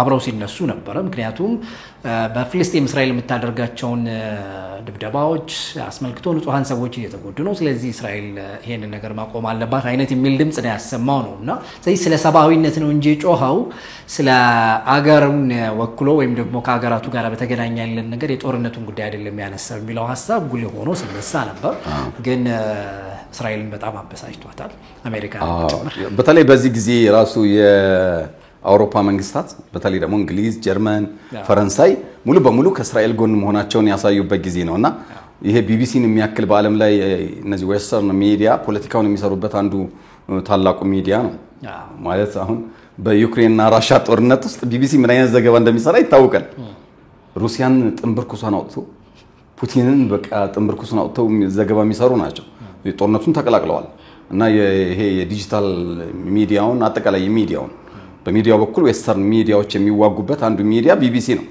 እኛ ስለ ሩሲያና ዩክሬን ስናነሳ አልጠቅሰውም እኔ ቢቢሲን ማለት ምን እንደሚያወራ ቀድመህ ታውቀዋለህ ይገባል ዘለንስኪን ጀግና አድርጎ ፑቲንን የሆነች ነገር አድርጎ ምናምን ነው የሚገልጹት ስለዚህ እኛ ምን ተጠቀመው አውሮፓ ላይ የጀርመኑ ቢልድ ጋዜጣ ነው እውነተኛ መረጃ የሚያወጣው ሌሎቹ ተመሳሳይ ተነግሯቸው ነው እንትን የሚያደርጉት ከእስራኤል የሚተላለፉ ደግሞ ሁሉም ሳንሱር ይደረጋሉ በግልጽ አልጀዚራን ጨምሮ ወደ 7-8 ሚዲያዎችን ዘግታለች እዚህ ለኮኔ ጦርነቱ ጊዜ ምንም አይነት ላይቭ ዘገባ ከልክላ ነበር ራሱ እስራኤል ሚዲያም ቢሆኑ ማለት ነው ያው እንግዲህ በጦርነት ጊዜ ውስጥ ብዙ አይነት የሚከሰቱ ነገሮች ይኖራሉ እነሱ መተላለፍ ላይ ኖርባቸው ይችላል ሀገራት አዋጅ ያወጣሉ ጦርነት በሚኖር ጊዜ ልዩ አዋጅ እና እስራኤልም እንደዛ አይነት አዋጅ አውጃ ነበር ለማንኛውም ይሄ የዩኬ መንግስት ቁጣውን የገለጸበት ሁኔታ አለ ሌላ በአሜሪካና ጀርመን ኢራን የሚደግፉ ሰልፎችም ተካሂደው ነበር እና እንግዲህ ያው ጀርመንም ጀርመን ነች ያው የፈረንሳይ ደጋፊ ነች እንዲያውም እስራኤል እየተዋጋች ያለችው ያለምን ጦርነት ነው የኛን ጦርነት እየተዋጋችልን ያለችው ስለዚህ ወደፊት በሁለት ይለይለት አይነት ነገር ስትል ነበር ጀርመን ያው እንግዲህ ሁለተኛ ዓለም ጦርነት ላይ ሂትለር የሰራው ነገር እንዳለ ሆኖ አሁን ድጋፏን የምታሳይ ነች ነገር ግን በጀርመን ኢራንን የደገፈ ሰልፍ ተካሂዷል በአሜሪካ የተከሆነ ትልቅ ህንጻ ላይ አሊ ካሚኒን ፎቶ በሚያሳይ መልኩ ተደርጎ ድጋፍ ነበር ያስደነግጣል አሜሪካ ኢራንን እየተዋጋች አሜሪካ ውስጥ ግን የኢራን ድጋፍ ሰልፍ ማለት በጣም አስደንጋጭ ነው እና እነዚህ ነገሮችን በቅዳሜና እሁድ ያየናቸው ናቸው እንግዲህ ካትሪን የምትባለው የሞሳድ አባል ስለ ኢራን ብዙ ነገር መስራቷን ሰምተን ነበር እንግዲህ በርካታ እስራኤል ፓርላማ አባላት አሁን ደግሞ መገኘታቸው ቀደም ሲል ማንስቻለሁ በጣም አስደንጋጭ ሆኗል በእስራኤል ውስጥ በተለይ የ70 ዓመት ሰው ናቸው አንዱ የካቢኔ አባል እስራኤል ሆነው የተገኙት ሰላይ ይሄ ጦርነት ከፊት ለፊቱ ውጊያ ባሻገር ሞር በስለላና በሌሎች እንትኖች በኃይለኛ ደረጃ መቀጠሉን የሚያሳይ ነው በነገራችን ላይ የሳይበር ምትም አሳርፋለች አለ ኢራን ባለፈው ሳምንት መታለች ብዙ የእስራኤል ካምፓኒዎችን እንደገና ደግሞ አውሮፓም ውስጥ የተወሰኑ ካምፓኒዎች ተመተዋል አሁን በዚህ ቅዳሜና እሁድ ከባንክ ዝርፊያና መሰል ጋር የተያያዙ እንትኖችና አንዳንዱ ዝርፊያ ያልሆነ ግን ማጥፋት ለምሳሌ አሁን እኛ ካሜራማናችን እስካሁን ሲቀርጸው የነበረውን ቪዲዮ ቫይረስ ለቆ ማጥፋት ይሄው ነው የባንኩ የደህንነት መረጃዎችን የሆነ ቫይረስ ሊቁብና ማጥፋት እንዲህ አይነት ነገሮች እየተፈጸመ ነው ይሄን እየፈጸመች ያለችው ደግሞ የኢራን እነዚህ የሳይበር ጠንቆች ናቸው ወይም ደግሞ የተደራጁ አሉ በሩሲያ በኢራን በሰሜን ኮሪያ ይታወቃሉ ሞር ከሳይበር ጋር ተያይዞ እስራኤልም ጥቃት አደረሳለች የኢራን የኒውክሌር ተቋማት ላይ ነገር ግን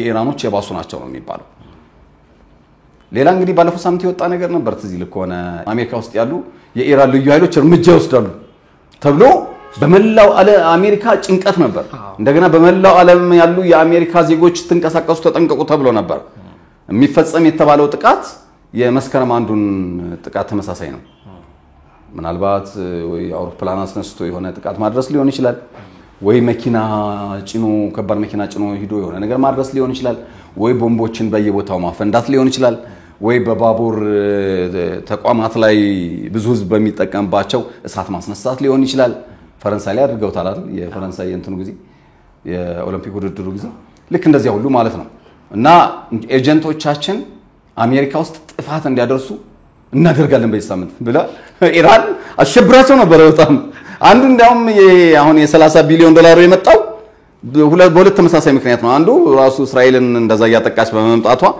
አሜሪካም ነገሩ ሁሉ ወደ ሌላ ነገር ይከታታው ወደ ሌላ ውርደት የሚለው ነገር ነው ሁለተኛው ደግሞ ይህንን ኤጀንቶቻችን እርምጃ እንዲወስዱ እናደርጋለን አሜሪካና አውሮፓ ያሉት የሚለው ነገር አስደንግጧቸዋል ዶናልድ ትራምፕን የጂ7 ስብሰባን አቋርጠው ሄዱበት ዋነኛው ምክንያቱም እሱ ነው ተብሏል እና ቶሎ ብለው ሄደው ደህንነታቸውን በሙሉ ነው እንትን የተደረገው የኢንተርኔት በሮች መስኮቶች እንዲቆለፉ ተደረገ ምክንያቱም የሳይበር ጥቃትም ምን ስለሚኖር በመላው ዓለም ያሉ አሜሪካውያን ያለምንም እንትን ያለ ኤምባሲዎቻቸው ትዕዛዝ እንዳይንቀሳቀሱ ተነገረ መላው አሜሪካ በጥብቅ ቁጥጥር ስር እንድትሆን ተደረገ እና ይደርሳል ተብሎ የታሰበው ጥቃት የመስከረም አንዱ አይነት ጥቃት ነበር አሜሪካ ላይ ይፈጸማል የተባለው እንደዚህ አይነቱ ነገር በጣም ከባድ ነው እዮ ይሄ እጀንበጀ የሚባል አይነት ነገር ነው ምክንያቱም አሁን የመስከረም አንዱ ጥቃት የአልቃይዳ ጥቃት እኮ ማንም መሳሪያ ያያዛል ነበር በራሷ በአሜሪካ አውሮፕላኖች የተፈጸመ ነው አውሮፕላኑ ነው ያስነሱ ሄደው ከዓለም የንግድ ተቋማት ጋር ከፔንታገን ጋር ከምን ጋር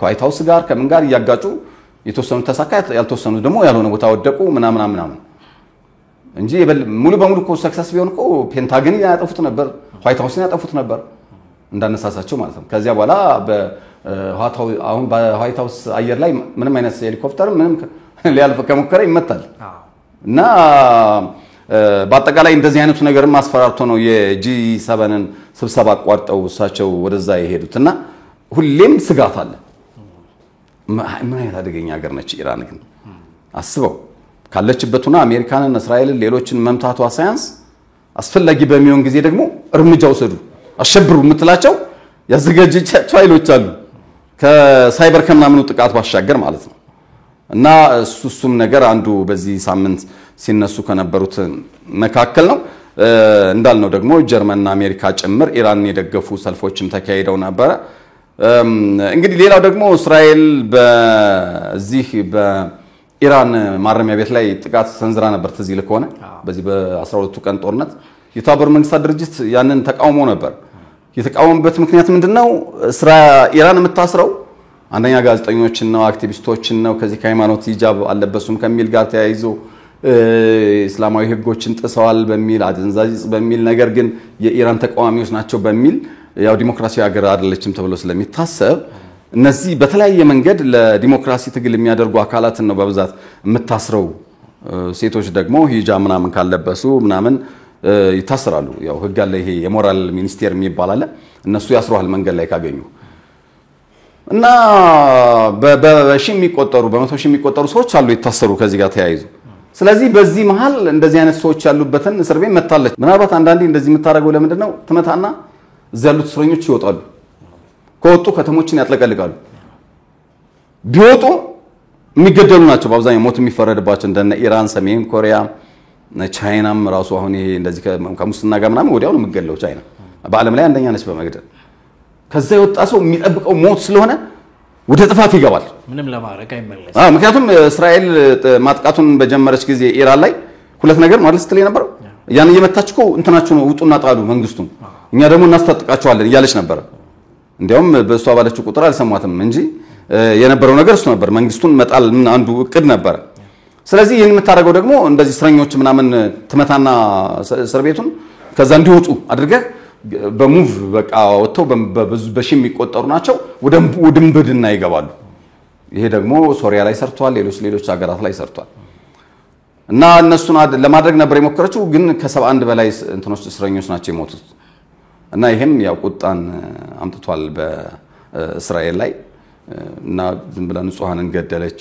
የሚል ነገር አምጥቶባታል በርግጥ ያው ቀደም እንዳልነው አንዱ ጦርነት የፕሮፓጋንዳ ስለሆነ ረኛ መቼ ነካንዴ ምናምን ነው የምትለው እንደዚህ ታረግና አይለንበትም እኮ ምናምን ትላለህ እና እሱም አንዱ ነገር ነው ከዛ ባሻገር እንግዲህ በአሁኑ ጊዜ ከኢራን ጋር ጦርነቱ ቢቆም እንኳን ወደ ጋዛ ዞሯል የጋዛ ነዋሪዎችን በተለይ ዛሬ ጧት ላይ የወጡ መረጃዎች እንደሚናገሩት የሰሜን ጋዛ ያሉ ነዋሪዎችን ጠቅላላ ለቃችሁ ውጡ የሚል ነገር ለፍልስጤማውያን እስራኤል አስተላልፋለች እሱን ተከትሎ እንደውም ቅዳሜና እሁድን የየመን አመራሮች እስራኤልን ሰሜን አካባቢ ላይ የተወሰኑ ራሱ ሙከራዎች አድርገዋል ተኩሶችም ጭምር ሲሰሙ እንደነበር ተነግሯል ስለዚህ ፍልስጤም ላይ የምታደርገውን ጥቃት እስራኤል እስካላቆመች ድረስ አሁንም እንቀጥላለን ብለዋል የመኖች እስራኤል ግን በግልጽ ዛሬ ጠዋትም ላይ እንግዲህ ሰሜን ፍልስጤምን ለቃችሁ ውጡ ብላ እንደውም ቃጫውን ሸክፈው ሲወጡ የሚያሳዩ ምስሎች ሁሉ የተለቀቁ አይተናል ያው የጋዛ ላይ ያለው ነገር በጣም አስቸጋሪ ነው እነሱም ቢያገኙ አይመሩም የእስራኤል ወታደሮች እንዳየ ነው ባለፈው ሳምንትም 7 የእስራኤል ወታደሮች ተገለዋል አንድ ኩፉኛ ቆስሏል እንትኑም አልቆመም በእስራኤል ወታደሮች ላይ የሚደርሰው ጥቃትም አልቆመም እስራኤልም በከፍተኛ ደረጃ እየደበደበች ውጡ ሙሉ በሙሉ ውጡ የሚለውን ነገር እየተናገረች ነው በስፋት መሬትን የማስፋት ነገርም እየታየ ነው ያለው በአጠቃላይ የጋዛውያን አበሳ አሁን የሚጨምርበት ሁኔታ እንዳለ ከዚህ ባሻገር የሂዝቦላህን የተመረጡ ቦታዎችን ደብድባለች እና አሁን በሙሉ ኃይላችን ሂዝቦላህንም ሐማስንም የማጥፋት እንትናችን ይቀጥላል የሚል ነገር ነው እየተናገሩ ያለው ከዚህ ጋር ተያይዞ ቤንጃሚን ኔታንያሁ ረዘም ያለ ነገር ተናገሩና አንዱ የተናገሩት ነገር በአጠቃላይ እስራኤላውያን አውሮፓ ሄደው ምን እንደገጠማቸው ያው የተለያዩ ቦታዎች ላይ ያጋጥማቸውን ነገር አነሱና ኢትዮጵያውያንም ይጠሉን ነበር የሚል ትንሽ አስደንጋጭ ነው እንደዛ አይነት ንግግር ተናገሩና ነገር ግን አሁን አብዛኛው የእስራኤል ወታደር ተቀላቅለዋል ኢትዮጵያውያን የኛ ናቸው ኢትዮጵያውያን የሚል ነገር ተናገሩ ነገር ግን በፊት ግን ይንቁን ነበር ብላ እንግዲህ በፊት ብዙ ነገር ይወራራል ኢትዮጵያ አንደኛ ቀኝ ያልተገዛች ሀገር ነች ሌሎችንም ትረዳ ነበር ሳውዲ በቸገራ ጊዜ ኢትዮጵያ ረድታለች ደቡብ ኮሪያን ረድታ ታውቃለች በታሪክ አጋጣሚ ዛሬ ግን ያውኛ እንደገና የድህነት ጭራ ውስጥ ነው የምንገኘው እርስ በርሳችን ባለው ችግር ምክንያት ቀላል ሀገር አልነበረችም ኢትዮጵያ ስለዚህ በዚያን ጊዜ ግን በእርግጥ እሱ የሚለው ምንድነው ስፔኖችም እንዲህ አርገውናል ቱርኮች እንደዚህ አርገውናል ምናምን አፍርሰውናል እንደዚህ ደምስሰውናል ምናምን ብዙ ነገር አርገውናል ይላል እነሱን ዛሬ አሸንፈን አብዛኞቹን የተምር ያመርቱበት የነበረውን እንትን እኛ ከ70% በላይ በረሃ መሬት ተሰጥቶን አልምተነው ዓለም እስኪገረም ድረስ ዛሬ እስራኤልን አስፍተን እንትኗን ከዚህ እስከዚህ አድርሰን ምናምን የኢትዮጵያንም ወታደሮች የሆኑ እኛ ጋር ኢትዮጵያውያን የተቀላቀሉ ነው ምናምን ብሎ ተናገረ ከዚህ ጋር ተያይዞ እንግዲህ አንድ መረጃ ወጥቷል ቤተ እስራኤላውያን በተለይ ሴቶቹ ወደ መጠለያ በሚገቡ ጊዜ አትገቡም ይባሉ ነበር ወደ መጠለያ ቤተ እስራኤላውያን ሲገቡ እንደገና ደግሞ ሴቶቹ ላይ የተለየ አድሎ ይፈጸም ነበር የሚል መረጃ ወጥቷልና እንደምታስታውሰው ከአመታት በፊት ደማቸውን የኢትዮጵያውያንን ቤተ እስራኤላውያን ደም አንቀበልም አሉ ተብሎ ብዙ ነገር ሲባል ነበር ልብስ ይታጠባል አይደል ይሄ በጋራ ተሰጥቶ በማሽን የሚታጠብ የኢትዮጵያውያን እየለዩ አንቀበልም ይሉ ነበር እና አሁንም ቢሆን እኔ በእስራኤል የሚገኝ አማርኛ ቴሌቪዥን ጣቢያ ለከታተላለሁና ብዙ ጊዜ የሚያቀርቧቸው ነገሮች አሉ በላይነሽ ነው ምናምን የሚባሉ የፓርላማ አባል አሉ አይደል የክኒሴት አባል ክኒሴት ነው የሚባለው የእስራኤል የፓርላማ መጠሪያው ክኒሴት ነው የሚባለውና እቺ የክኒሴት አባል ቤተ እስራኤላውያንን የሚወክሉ ናቸውና እሳቸውን ያስገቧቸዋል ላይቭ ሲናገሩ ሰማለውና እንዴት ሆነ የተለያዩ ጥያቄዎችን ይጠይቃሉ እዚህ ያሉ ቤተ እስራኤላውያን እና ለካ አውሮፓ ከምናምን የሚመጡትን እጃቸውን ስመው ነው የሚቀበሉት ከኢትዮጵያ የሚሄዱት ግን በብዙ መከራ መሃል ነው የሚሄዱት አሁን እዚህ አዲስ አበባ የእስራኤል ኤምባሲ ውስጥ ነው የሚጠብቁ ብዙ ቤተ እስራኤላውያን አሉ እና ከሌሎች ከአውሮፓ ከምናምን ከሚመጡት አንፃር ከዚህ የሚሄዱት ብዙ ቶሎ በፍጥነት ድጋፍ አይደረግላቸውም በሚቀርታ ሲቀርብ ሰማለሁ እንደገና ዛ ከሄዱም በኋላ ደግሞ በፍጥነት እንደሌሎች ሀገራት እንደሚደረገው ሁሉ ክፍተቶች አሉ ነገር ግን ይሄን ለማስቀየር ያው እነዚህ የክኒሴት አባል የሚባሉት ኢትዮጵያውያን ሆነው የክኒሴት አባል ሊሆኑ ካቢኔ ውስጥ መቀላቀል የቻሉ ያው የየራሳቸውን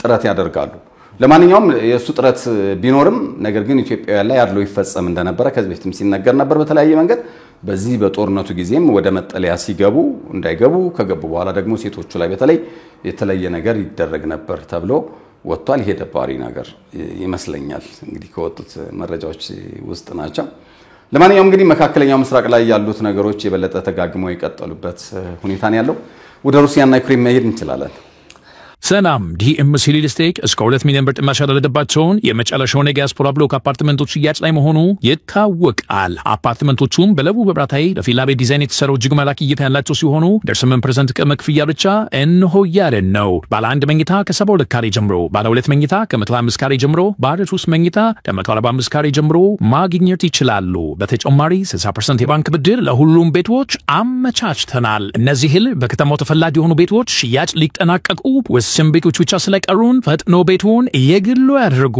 ቀጠሮ ለመያዝ አሁኑኑ ከታች ባለው ስልክ ይደውሉ። እንግዲህ ዜሌንስኪ ማለቃቀስ ጀምሯል። በእርግጥም የደረሰባቸው ምንድነው ውድመት ቀላል የሚባል አይደለም። ላለፉት 3 ዓመታት ሲደረግ የነበረው የዩክሬንና የራሻ ጦርነት በየመሃሉ ትንሽ በረድ ቀዝቀዝ ይላል ምናምን፣ ግን ያው ሁለቱም ማጥቃታቸውን ቀጥለዋል። ይሁን እንጂ የሩሲያ ጥቃት ከፍተኛ የሚባል ጥቃት እንደሆነ ከዛ ባሻገር ብዙ ቦታዎችም ላይ እንደውም ንጹሃንን ተገደሉብኝ እያሉ ብዙ ጊዜ ዩክሬናውያን እንትን ሲሉና ማለት ቅሬታቸውን ሲገልጹ ይሰማል። ከዛ ባሻገር ግን በተለይ ትናንትና ሌሊት ላይ የተፈጸሙት ነገሮች ቅዳሜና ትናንትና ሌሊት ላይ 477 ድሮን እና 60 የተለያዩ አይነት ሚሳኤሎች ተኩሳለች ተብሏል። ራሻ በጣም ብዙ ነው። ከዛ ባሻገር ጥፋቱም የዛን ያህል ነውና በዚህ ምክንያት ዓለም ምን እየሰራ ነው አይነት ነገር በተለይ ዜሌንስኪ እንደሚታወቀው በኢራንና በአሜሪካ እንዲሁም በእስራኤል ጦርነት ምክንያት ዩክሬን ተረስታለች አይነት ነገር የሚለው ሐሳብ በጣም ጎልቶ ነበር ሲወጣ የነበረው። ምክንያቱም እሱን አስታካ ራሻ በጣም በርካታ ጥቃቶችን ፈጽማ ነበርና ያሁኑ ግን በጣም የባሰ ነው። 477 በጣም ብዙ ነው። 60 በላይ ሚሳኤሎችን መተኮስ እና ኦልሞስት ወደ ፍርስራሽነት እየተቀየረች ነው የሚለው የዩክሬን ጉዳይ በጣም ከጊዜ ወደ ጊዜ ከፍ እያለ መጣ። በዚህ ምክንያት ንጹሃኖቹ ብዙ ተገለውብኛል ትላለች። ከዛ ባሻገር አንድ ያነሱት የኤፍ16 ፓይለታችንን አንድ በጣም አለን የምንለው ነበር እሱን ገላብናለች ብሏል ዜሌንስኪ። ስለዚህ በዚህ አይነት ሁኔታ ራሻም ጦሯን አጠናክራ እንግዲህ ለምንድን ነው እንደዚህ ያደረገችው የሚለው ነው አሁን እንግዲህ ሲነሳ የነበረው ነገር። ለምንድን ነው አሁን እንደዚህ ማድረግ የፈለገችው? ከዚህ በፊት ለምን አላደረገችውም? አሁን ለምን አደረገችው ሲባል እንግዲህ ራሻ ምን ያህል ጦርነቱን አጠናክራ ቅድም መግቢያችን ላይ ስናነሳ እንደነበረው የሩሲያ ወታደር የረገጠበትን ሁሉ የሚለውን ሐሳብ በጣም ገፍታ መሄድ የፈለገች ይመስላል። ከዛ ባሻገር እንዳለው ዓለም በህግ ሳይሆን በጉልበት ነው የሚተዳደረው። ስለዚህ የጉልበተኝነቱን ጉዳይ እለት እለት እየተጨመረ መምጣቱ የዓለማችንን መልክም ያሳየናል። ከዛ ባሻገር የኔ በልጥ አይነት ፉክክሮችንም ጭምር ደግሞ በደንብ በግልጽ ወደፊት እየገፋለ ይመስለኛልና ዜሌንስኪ ማለቃቀሱን ቀጥሏል። እንትኑ አሁን በነገራችን ላይ የራሻ ዩክሬን ጦርነት አሁን ሰው ሲያይ ቀላል ይመስላል። ምንድነው ረጅም ጊዜ የሆነበት ኪሎሜትሮች ምናምን ሲሰሉ ምናምን በጣም እንግዲህ ራሻ የዓለም 1/5 ነች። በጣም ሰፊ ነች። በጣም ሰፊ እና ዩክሬን ራሱ በአውሮፓ ሰፊው ምድር ዩክሬን ነች። እና ይሄ የሚደረጉት ውጊያዎች አንዳንዴ በ100 ኪሎ ሜትሮች ናቸው። ምናልባት ሌላ ቦታ ቢሆን አንድ 10-20 ሀገር ምናምን መሆን የሚችል ነው። ዩክሬን በጣም ሰፊ ነው። እንደገና የሚወርዱት ቦምቦች ምናምን በዚህ በእኛ በአፍሪካ ምናምን ስታየው እንኳን 30-40 ሀገር አልቆ ነበር እስካሁን ዩክሬን ላይ የወረደው መሳሪያ። ጦርነቱ የቴክኖሎጂ ዓለማችን የመጨረሻ ያደረሰችበት ቴክኖሎጂ ጦርነት ነው የሚካሄደው። ከኑክሌር ውጭ ያልተተኮሰ መሳሪያ የለም ዩክሬን ምድር ላይ። እነዚህ ዩራኒየም ዝቃጭ አለባቸው። የክላስተር ቦምብ ከሁለተኛ ዓለም ጦርነት በኋላ የክላስተር ቦምብ እና ይሄ ቴርሞባሪክ የሚባል ቦምብ ሁሉ ተጠቅማለች ይባላል ሩሲያ። እንግዲህ ቴርሞባሪክ የሚባለው ቦምብ ብዙዎች ሲናገሩ ስንሰማ እዚህ አዲስ አበባ ላይ ቢጣል ይሁን አንድ ክፍለ ከተማ ወይ ምናምን የሚያጠፋ ነው የሚሆነው። እና ምን ያደርጋል በዚህ በህንጻና በህንጻ መሃል ለምሳሌ ይገባል።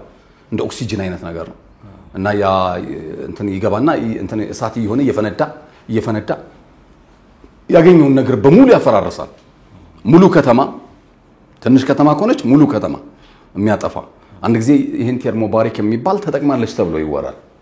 ስለዚህ ምን ያህል ይሄ የሚተኮሰው መሳሪያም እሱን ለማክሸፍ የሚወጡት መሳሪያዎች እንግዲህ የአሜሪካውን ሃይማርስ ጨምሮ አሉ የሚባሉ የአውሮፓ የአየር መከላከያዎች በሙሉ ገብተዋል። ከአይረንዶም የእስራኤል አይረንዶም ውጪ ያው እስራኤል ይሄን ያላረገችው ከራሻ ጋር ሁለቱ ላለመነካካት ምክንያቱም ቀሪዎቹን የአይሁዳውያን ያኔ በጀርመኑ በሆሎኮስት እልቂት ጊዜ ታድጋለች ራሻ እና ሁለቱ ሀገራት እንደገና ቀላል ቁጥር የማይባል መልሳ እስራኤል ሀገር በመጥቶን ጊዜ አብዛኞቹ ቤተ እስራኤላውያን የመጡት ከሩሲያ ነው። በርግጥ ያው ይሄ ነገር ያወዛግባል። ብዙዎቹ እዛ ያሉት አሁን ሩስኪኛ ተናጋሪ ናቸው ይባላል። አሁን ሩሲያ ውስጥ ያሉት እስራኤላውያን አሉ ነፍ በሚሊዮን አሉ ይባላል። እና እስራኤል በምትመሰረትበት ጊዜም ከሩሲያ የመጡት ይበዛሉ ይባላል። ሀገራቸውን ሲመሰርቱ ያኔ ማለት ነው። እና ሁለቱ ሀገራት የሆነ ስምምነት አላቸው። አንዳቸው ለአንዳቸው ጠላት ሆነው እንትን ላይ እስራኤልም ባላት ስምምነት የተነሳ አይረንዶምና ሌሎቹን በጣም በከፍተኛ ደረጃ ይመኝ ነበር እንትና ዘለንስኪን ያልሰጠችበት ምክንያት ከሩሲያ ጋር ላለመጣላት ስትል ነው። ነገር ግን በዚህ ጦርነት በዋናው ጦርነት ላይ ሜዳ ላይ የነበሩትን ነገሮች በሙሉ የተቀየረው ደግሞ በሻሂድ የኢራን ሰው አልባ ድሮኖች ስለሆነ አንዱ $20,000 እና ገደማ ነው። በነገራችን ላይ አሁን የአሜሪካ MQ-19 የሚባለው ድሮን ዋጋው ከ40 እስከ $80 ሚሊዮን ነው ይባላል። የራሷ የእስራኤል በጣም ውድ ድሮን አላት እንደዚህ ወደ 40-50 ሚሊዮን ዶላር ገደማ የሚያወጣ። እነዚህ ሻሂድ ድሮኖች ግን የኢራኖቹ $20,000 ናቸው። አጥፍቶ ጠፊ ናቸው። $20,000 ነው የሚያወጣ። ስለዚህ አሁን የነ አሜሪካን አንዱን እንትን የምትገዛበትን አንዱን ድሮን የምትገዛበትን በመቶ ድሮኖች የኢራን ሻሂድ ትገዛበታለህ ማለት ነው። በዛ ላይ አጥፍቶ ጠፊ ናቸው። ኢላማ አይስቱም። በቃ አጥፍቶ ጠፊ ነው። መጣ አጥፍቶ ይጠፋል። እንደዚህ አጥፍቶ የሚመለስ አይደለም። ስለዚህ ይሄ በጣም ሜዳ ላይ የነበረውን ጦርነት ቀይሮላታል ለሩሲያ። በጣም ባለውለታ ናት። በዚህ ምክንያት በቃ የግድ መደገፍ አለባት ኢራን። ስለዚህ እስራኤልም ጋር ሊጣሉ ይችላሉ በዚህ ምክንያት ማለት ነው። ግን ያው የማይቀር ሆኗል። በግልጽ እየተናገረችው ያለበት ሁኔታ ነው ያለው እና ሰሞኑን በኢራን የተመታች ጊዜ ዘለንስኪን ደስታውን ሲገልጽ ነበር። በጣም ልክ ነው ያደረጋችሁት ምናምን ከጎናችሁ ነን ምናምን የሚል ነገር። ምክንያቱም በሻሂድ ድሮን ነው ሜዳ ላይ የነበረው ጦርነት የተቀየረበት ድሉ። ስለዚህ እነዚህ ነገሮች ምናምን በመታይ ጊዜ አሁን እንግዲህ በመቶ የሚቆጠሩ ድሮኖች ናቸው ተግባር ላይ የዋሉት። እንዳልነው ይሄ ክሩዝ ሚሳኤል ቦሊስቲክ ሚሳኤል ከሚጠቀም ቭላዲሚር ፑቲን በሚሊዮን ዶላር ነው ያን ከሚያወጣ 10 ብትልክ ስንት ነው የሚመጣው? ወደ $200,000 ማለት ነው። 10 በ$20,000 ስናየው 10 ሰው አልባ ድሮን ብትልክ $200,000 ነው። 10 100 ብትልክ $1 ሚሊዮን ነው። በተመሳሳይ ኢስካንደር ወይም ይሄ ካንዛሃል የሚባል ሚሳኤል አለ ወደ መሬት 300 ሜትር የሚገባ ይሄ ብዙ ነገር በቃ የሚያተርማምሰው እንዲያውም እሱ ቢስተኮስኩ የኢራን እንትን ይመታዋል ይባላል። የላትም አሜሪካ እንጂ እና እሱ በጣም አደገኛ የሚባል ነው እና እሱ ሚሳኤል አንዱ በሚሊዮን ዶላር ነው የሚያወጣው። ስለዚህ በድሮን ደረጃ ስናየው ከሻሂድ ድሮን ጋር ስናየው ግን በመቶ የሚቆጠሩ ሻሂድ ድሮኖችን መጠቀም ትችላለህ ማለት ነው። በጣም ርካሽ ናቸው። ስለዚህ 300-400 ድሮን ተወረወረ ምናምን ተብሎ ሲሰማ የቴክኖሎጂ ስለሆነ ጦርነቱ አብዛኞቹ ይከሽፋሉ። ምናልባት 100 ተወርውሮ 10 ሊሆን ይችላል የሚያልፈው። ባይሆን ኖሮ እኮ ዩክሬን የምትባል ምድር አትኖርም ነበር። አመዷን ነበር የምናየው። እና ከሩሲያ የሚተኮሱትም መልሰው የሚከሽፉትም በቴክኖሎጂ ስለሆነ የቴክኖሎጂ ጦርነት ነው የተካሄደ ያለው እና ቀላል አይደለም። ይሄን ያህል ድሮን አሁን ለምሳሌ በ3 ዓመቱ ታይቶ የማይታወቅ ውድመት ነው የደረሰው ከትናንት በስቲያ ብለው ሲነገር ምናልባት አሁን ለምሳሌ ኢራን ውስጥ የደረሰው ሌላ ቦታ የደረሰውን በመናይ ጊዜ ምንም ይመስላል አይደለም። የሚከላከሉትም በዛው በቴክኖሎጂ ስለሆነ ሃይማርስ ይተኮሳል፣ የመጡትን በሙሉ ያከሽፋል፣ የሆነ እንትን ይተኮሳል፣ የሆነ ነገር ይሆናል ምናምን በቴክኖሎጂ ነው ውጊያው እንጂ ባይሆን ኖሮ አብሯት የአውሮፓ ሀገራት ምናምን ባይኖሩ እኮ በቃ ሳምንታት ቆይም። ለነገሩ በመጀመሪያዎቹ 12 ቀናት ነበር እኮ ሩሲያ አብዛኛውን የዩክሬን ምድር የተቆጣጠረችው። ከዚያ በኋላ የአውሮፓ የኔቶ አባል ሀገራት ድጋፍ እየመጣ ሲሄድ ነው ነገሩ ሁሉ ወደ መገዳደር ምናምን እየመጣው እና ከዚያ በኋላ ህልውና የተነካ ብላ ኑክሌር መጠቀም አልቻለችም። በዚያ ምክንያት እንግዲህ አሁን ጦርነቱ ተዳርሶ አሁን ጭራሽ የአውሮፓ በት ጦርነቱ የኛ ነው ብሎ በግልጽ ተናግሮ $900 ቢሊዮን ተጨማሪ የአውሮፓ ተከላካይ ኃይልና አቋቁሞ የገባን ያለ በአሜሪካ መተማመን ስላቆሙ። ነገር ግን ዶናልድ ትራምፕ ባለፈው ሳምንት በኔቶ ስብሰባ ላይ ተገኝተው አወድሰው እንደዛ ሲሰድቡት ሲንቁት ምን የነበረውን ያለኛ ዋጋ የላችሁም ሲሉት የነበረውን ሁሉም 5% እናዋጣለን ሲል አልጠበቁም። እንደዛ ነበር 2% እንኳን ማዋጣት ያልቻሉ ነበሩ። ከዛ በፊት 2% ነበር አዋጡ የሚለው። ከዚያ በኋላ ሲሉ አሜሪካ 43% ነበር የምታዋጣው አለ ኔቶ። አሁን 10% ላይ ሆን ይችላል ማለት ነው። ስለዚህ ያን ያህል አታስፈልግ ትችላለች አሁን ላይ ማለት ነው። ያው አሜሪካ ሀያል ሀገር ነች፣ ምንም ጥያቄ የለው። ብቻዋን ሀያል ነች። ግን እነዚህኞቹ ድርሻቸውን ካዋጡ ያው ጋን በጠጠር ይደግፋል እንደሚባለው በጣም ይቀላቸዋል ማለት ነው። አንድ ይሄ ሎሚ 50 ሎሚ ለአንድ ሰው ሸክም ነው እንደሚባለው ማለት ነው።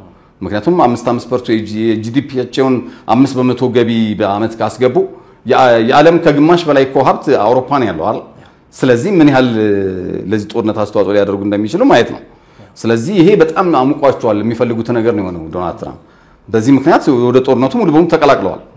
ስለዚህ አሁን በኔቶና በሩሲያ መካከል ያለው ነገር የበለጠ በጣም ተጋግሞ አሁን ከነዚህኞቹ መሳሪያዎች በላይ የኑክሌር እንትኖች ካፎታቸው ወጥተው እየተቀባበሉ ያለበት በጣም አስፈሪ ሆኖ የቀጠለበት ሁኔታ ነው ያለው። በዛ በዘለንስኪን ደግሞ ድረሱልኝ እያለ ነው ያለው። እንትና ግን በነገራችን ላይ ትራምፕ የሆነ ነገር ብሎ ነበር የኔቶ ስብሰባ ላይ እኮ በአሁኑ የኔቶ ስብሰባ እኮ ለዩክሬን ምንም የተገባላት አዲስ ቃል የለም። እስከዛሬ ይጠሯታል፣ የሆነ ነገር ይደረጋል። አሁን ምንድነው መሰለህ ሁሉም ዩክሬን የመከላከል ስራ ነበር ሲሰራ ነበር። አየህ አሁን ግን አውሮፓ ጦርነቱን የራሱ ስላደረገው ዩክሬን ችግር የለውም። ዩክሬንም የፈለገበት ቢደርስ ሩሲያ ትልቁ ነገር ሁላችንም መዋጋት አለብን ፑቲንን። በቃ ከዚህ በኋላ በቃ ፑቲን ጠላታችን ነው፣ እሱም ጠላቴ አውሮፓ ህብረት ነው ብሎ አውጇል። ስለዚህ አሁን የዩክሬን ብቻ አይደለም ጦርነቱ የአውሮፓ ሆኗል፣ የራሱ የአሜሪካም ሆኗል፣ ተቀላቅሏል ዶናልድ ትራምፕ። ስለዚህ ጦርነቱ ወደሚፈልገው መስመር ወስዶታል ዘለንስኪ የሚፈልገው ምንድን ነበር? ይህንን ጦርነት የኔቶና የሩሲያ ማድረግ ነበረ ከፊት ጀምሮ ህልሙ። አሁን አድርጎታል። እነሱ ወደ $1 ትሪሊየን እንኳ አስጠግተዋል በጀታቸውን። ዶናልድ ትራምፕ በሙሉ ኃይሉ እየገባበት ነው ያለው። ስለዚህ ውጊያው በኔቶና በሩሲያ መካከል ኦልሬዲ ሆኗል። ስለዚህ አሳክቷል። ያ ማለት ደግሞ የአርማጌዶኑ ጦርነት ማለት ነው። ይሄኛው የገሃነሙ በር መግቢያ ነው የሚባለው አይደል? የኢራንና የምናምን ጦርነት እኮ የገሃነሙ መግቢያ ጦርነት ነው የሚባለው። ያኛው ደግሞ አርማጌዶን ነው የሚባለው። ስለዚህ በአጠቃላይ ዓለማችን በእነዚህ ሁለት የምስራቅ አውሮፓና የመካከለኛው ምስራቅ የኑክሌር እሳት ውስጥ እንዳለች ነው አሁንም የቀጠለችው። ምናልባት በቀጣዮች ቀናት ደግሞ የሚኖሩትን ነገሮች ይዘን የምንመጣ ይሆናል። እንግዲህ ወደ ቀሪ የሰሜኑ ጉዳይ መጓዝ እንችላለን። እንግዲህ ሰሜን ኢትዮጵያ ብቻ ሳይሆን ሰሜን ጠቅላላ እና እየታመሰ ነው ያለው እውነት ለመናገር ማለት እንግዲህ ባለፈው ሳምንት ጉዳያችን ላይ በተለይ የኤርትራን ለተባበሩት መንግስታት ያቀረበችውን ክስ አንስተን ነበረ። ኢትዮጵያ መንግስት ሊወረኝ ነው እና ብዙ የጦርነት ጉሰማዎች እያደረገብኝ ነው አይነት የሚል ክስ አምጥታ ነበር። ከዛ ባሻገር ደግሞ በትግራይ አካባቢ ደግሞ ያለው እንግዲህ ድሮ የህወሓት እንበለው ብቻ ህወሓት በተለያዩ መንገዶች የራሱን ሀሳብ ለመግለጽ እንግዲህ ከፌደራል መንግስት ጋር የገባበትን መቃቃር እናውቃለን። ከዛ ባሻገር ያው በተለያየ ጊዜ እንግዲህ አቶ ጌታቸው ይመራው የነበረው የጊዜያዊ መንግስት ከዛም በኋላ በተለያዩ ምክንያቶች አልሆን ብሎ አሁን ደግሞ ክትሎ የነበረው ሌላ ሰው ነው እየመራ ያለው። ግን እሱም ቢሆን ከእነ ሞንጆሪኖና እነ ደብረጽዮን ደግሞ ያው ራሳቸውን የቻሉ ትልቅ ብቻቸውን መንግስት ናቸው እንደሚታወቀው። ስለዚህ እንግዲህ ትልቁን ስፍራ የሚይዙት እነሱ ናቸው እንደሚታወቀው። ቅዳሜ ዕለት ምንድነው ከዚህ በፊት ከፌደራል መንግስት ጋር በነበረው ጦርነት ከመገባቱ በፊት የነበሩ አይነት ብዙ ገጽታዎች እየታዩ ነው እና በጣም አስፈሪ ነው በእውነት። ምክንያቱም ያ ሁሉ እንግዲህ 1 ሚሊዮን አካባቢ ሰው አልቋል ተብሎ እንግዲህ ሁለቱም ልክ አይደል ነበርንም እንግዲህ ጠቅላይ ሚኒስትሩም እንደዛ ብለዋል ለፓርላማ በቀጥታ ትግራይ የተገባው ጦርነት ልክ አልነበረም እስከሚል ድረስ የደረሰ ጦርነት ነው። በዛ ምክንያት በጣም ብዙ ውድመቶች እንደደረሱ በጣም ብዙ ታሪክ የማይረሳቸው እንደው ባይሆኑ ምንላቸው ብዙ ነገሮች እንደተፈጸሙ እናውቃለን። እና አሁን ሌላ አይነት ጉሰማ ተጀምሯል ደግሞ ለሱ አይነት ነገርና እንግዲህ ኤርትራ ከህወሓት ጋር በመሆን ያላቻ ጋብቻ እንበለው ወይስ ያልተቀደሰ ጋብቻ አይነት ነገር ለመፈጸም እየዳዳቸው ምክንያቱም የተወሰኑ እንትኖቻቸው ምንድነው አክቲቪስቶቻቸው ኤርትራ አካባቢ ታይተው እንደነበረ በግልጽ የታየ ነገር ነበርና እነሱ አይነት ነገሮች እንግዲህ እየታዩ ነው ያሉት። እነዚህ ነገሮች ወዴት ያመራሉ የሚለውን ስናይ በጣም በእውነት አስፈሪ ነው ማለት መቼስ ከትናንትና ካልተማርን ትናንትና ምን ነበረ ብለን ካላሰብን ነገ ደግሞ የበለጠ ጥፋት እንደሚሆን ምንም አዲስ ነገር አይደለምና እሱን እያየን ነው። አሳሳቢም አስደንጋጭም አስፈሪም ይመስለኛል። እንግዲህ ያው የመጨረሻ ጉዳይ ያደረግነው ያው ኢትዮጵያን የሚመለከቱ ጉዳዮች ነው። በነገራችን ላይ ባለፈው ያልነው ነገር አለ የዚህ የፖለቲካ ሳይንስ ምሁራንንም ጭምር እያያዝን በመካከለኛው ምስራቅም በሌሎችም ጉዳይ ላይ ያሉ ነገሮችን እንዲተነትኑልን ምሁራኖችን የምንጋብዝባቸው መድረኮች ይኖራሉ። ምናልባት ከመጪው ሮብ ጀምሮም እኔም አንተም በየራሳችን በዚህ ጉዳይ ላይ እንግዶች ይዘን ልንመጣ እንችላለን። አንዱ ኢትዮጵያ ለመጀመሪያ ጊዜ በታሪኳ የባንክ ስርዓቷን ለውጭ ከፍታለች። ምን ማለት ነው ይሄ በኢኮኖሚው ረገድ? ምክንያቱም አገራትን የሚያንቀሳቅሰው ኢኮኖሚው ነው።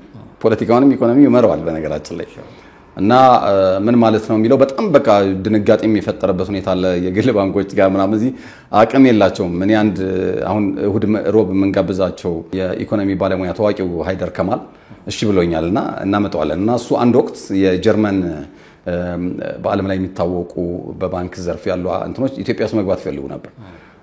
ያው እንግዲህ ከመለስ ጊዜ ጀምሮ ነበር ሲጠይቁ የነበረው እና 2% ብቻ እንኳን ይዘን ብንገባ ምናምን ብለው የሆነ ጊዜ ጠየቁኛል። 2% የሚለው ከ200 ቢሊዮን ዶላር በላይ ነው አለ። ተመልከት 2% ካፒታላቸው ማለት ነው 200 ቢሊዮን ዶላር። እዚህ ኢትዮጵያ ውስጥ ያሉ ባንኮች ስጠይቅ ለምሳሌ የቅርቦችን እንኳን አሁን 1 ቢሊዮን በ1 ቢሊዮን ተመሰረተ በምናምን ሚሊዮን ተመሰረተ ይባላል። 10 ሚሊዮን ዶላር ስንት ነው? አሁን ቢሊዮኖች ነው አይደል? ለምሳሌ 1 ሚሊዮን ዶላር 100 ምናምን ሚሊዮን ነው። ስለዚህ 5 ሚሊዮን ዶላር ብታመጣ ወደ ቢሊዮን ትጠጋለህ ማለት ነው። ስለዚህ 200 ቢሊዮን ዶላር ይዘው በትንሹ ማለት ነው 2% ይሄን እንኳን ይዘው ቢመጡ ብዙ በቃ የውጭ ምንዛሬውን ያጥለቀልቁታል። ብዙ ነገር በቃ አቅማቸው በጣም ከፍተኛ ነው የውጭ ምንዛሬ አቅማቸው ማለት ነው። እና ቀድሞም አብይ ሲናገር ነበር አይደል ተደራጁ ምን በሉ ይሄ የውጭ ባንኮች በመንፈቅድ ጊዜ እንደ ባንክ ለመቀጠል ከፈለጋችሁ ቢያንስ ይሄ አሁን በዘር በመናም በክልል የተከፋፈለ ባንክ ሁሉ ወደ አንድ መምጣት አለበት። ካለዛ ውድድሩን አይችለው በዞን በወረዳ ሁሉ ምናምን ስንት ነገር ነው ያለው። አሁን ተፈቀደ አይደል? በ2018 ይጀምራል። ቀናት ሆኖታል። በቃ መግባት ይችላሉ ከዚህ ቀን ጀምሮ ተብሎ ተፈቀደ። 2018 ኦፊሻሊ ስራ ይጀምራሉ። ተዘጋጅተው ማለት ነው። እሱ ማለት ከ2 ወር በኋላ ምናምን ማለት ነው። ምንድነው ይሄ የሚለውን እኔ እናንተ ከመናወራበት በላይ በዘርፉ ብዙ ወደ 6 ምናምን ማስተርስ አለው ሃይደር ከማልና በተለያዩ ጉዳዮች ላይ ጥናት ያደረገ ነው። አዲስ አበባ ዩኒቨርሲቲ የሚያስተምር ነበር። አሁን ጀርመን ሀገር ዶክተሬቱንም እየተማረ ያለ ምሁር ነው። እንዲያውም በየጊዜው ሲመቻችሁ ብቅ ብቅ እያልኩላችሁ በኢኮኖሚ ጉዳይ ተነትንላችኋለሁ ብሎ ነው። በጣም ጥሩ ሰው ነው እና እንጀምራለን እናየዋለን። ስለዚህ ሌሎች በፖለቲካ ጉዳዮችም አንተ የምታውቃቸው ከአዲስ አበባ ዩኒቨርሲቲ ጨምሮ ከተለያዩ ኮተቤም እኔ ከዶክተር ብርሃነ መስቀል ጀምሮ ከፕሬዝዳንቱ ጀምሮ ሁሉም በእጄ ስለሆኑ የተለያዩ ምሁራን አሉ። እነሱ ምሁራን ይዘን እየመጣን አጠቃላይ በተለያዩ ጉዳዮች ላይ የምናወራበት ይኖራል። እሱ ፕሮግራማችን በነገራችን ላይ ሮብ እንደሚጀምር በዚህ አጋጣሚ ልነግራችሁ ያ ብዙ ዝግጅት ነው እያደረግን ያለነው ሀሌታዎች እንግዲህ ከሚሳኩልን ነገሮች እያዝን እንመጣለን። አንዱ ነገር እሱ ነው።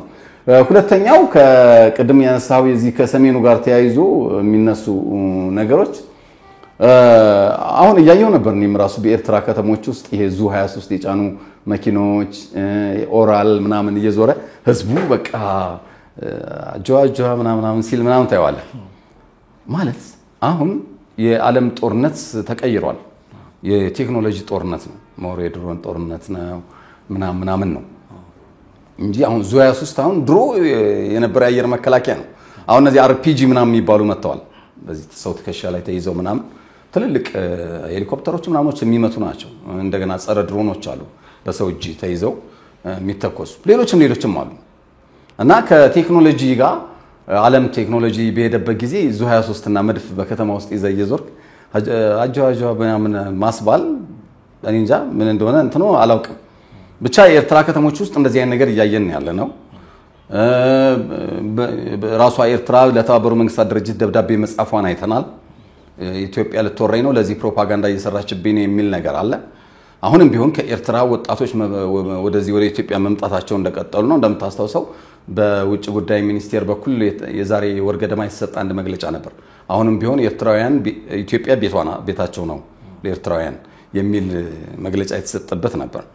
ጥሩ ነገር ግን በጦርነት መሃል የህዝብ ለህዝብ ግንኙነቱን ቢሆን እንዳይበላሽ ቢያንስ የሚመጡትን በክብር መቀበልና እንደ ስደተኛ ተቀብለው ማስቀመጡ ጥሩ ነው የሚሆነው ቢያንስ። ምክንያቱም እዛ ጦርነት ውስጥ አይሳተፉም፣ ቢያንስ ይመጣሉ እየሸሹ ማለት ነው።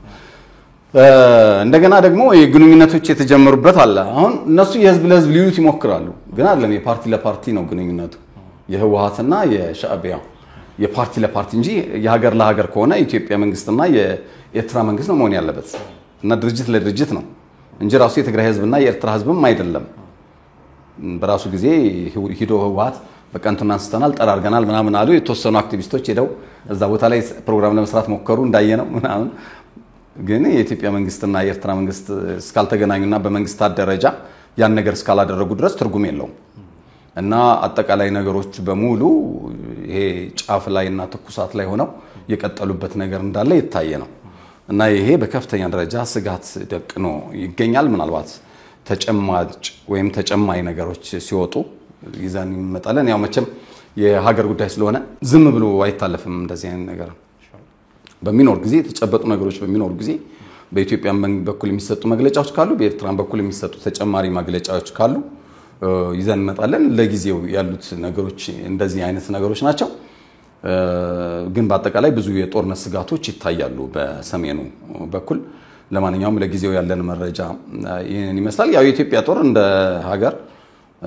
ያው እንትናም ግብጽም አላርፍ ስላለች ብዙ ነገሮች ስላሉ እንደ ሀገር ያው ዝግጅቱን አድርጎ የተቀመጠበት ሁኔታ እንዳለ እናያለን አዳዲስ ነገሮች ከድሮን ጋር ተያይዞ ለምሳሌ ከጦርነቱ ባሻገር በግብርናና በሌሎች ቦታዎች ላይ ድሮኖች ስራ እንዲሰሩ የሚያስችል ስራ እየተሰራ መሆኑን ጠቅላይ ሚኒስትር አብይ ሰሞኑን የድሮን ፋብሪካን ጎብኝተው ያየነበት ሁኔታም አለና ሌሎች ነገሮችም አሉ ለማንኛውም ያሉትን ነገሮች መረጃውን ይዘን መተን እዚህ ምናቀርብ መሆኑን መግለጽ እንፈልጋለን በመጨረሻ እንደምታውቀው አንዱ ሲነሳ የነበረው ነገር ከዜጎች ጋር ከኢትዮጵያዊ ዜግነት ጋር ተያይዞ ሳውዲ አረቢያ እስር ቤት ውስጥ ብዙ ኢትዮጵያውያን ነበሩ ብዙ በጣም በቃ ስቃይ ውስጥ ነበሩ በህገወጥ መንገድ በየመን አርገው ይሄዱ በተለይ ደግሞ በብዛት ያው አንደኛ ፓስፖርታቸው ይቀማል ይሄ እነዚህ አሸጋጋሪዎቹ ተጨማሪ ገንዘብ እንትን ለማድረግ ሲሉ ቪዛዎቻቸው አይኖርም እጃቸው ላይ ብዙ ስቃይ ነበርባቸው ብዙዎቹ እስር ቤት ነበሩ ለኛ የሚደርሱን ነበር ብዙ እንትኖች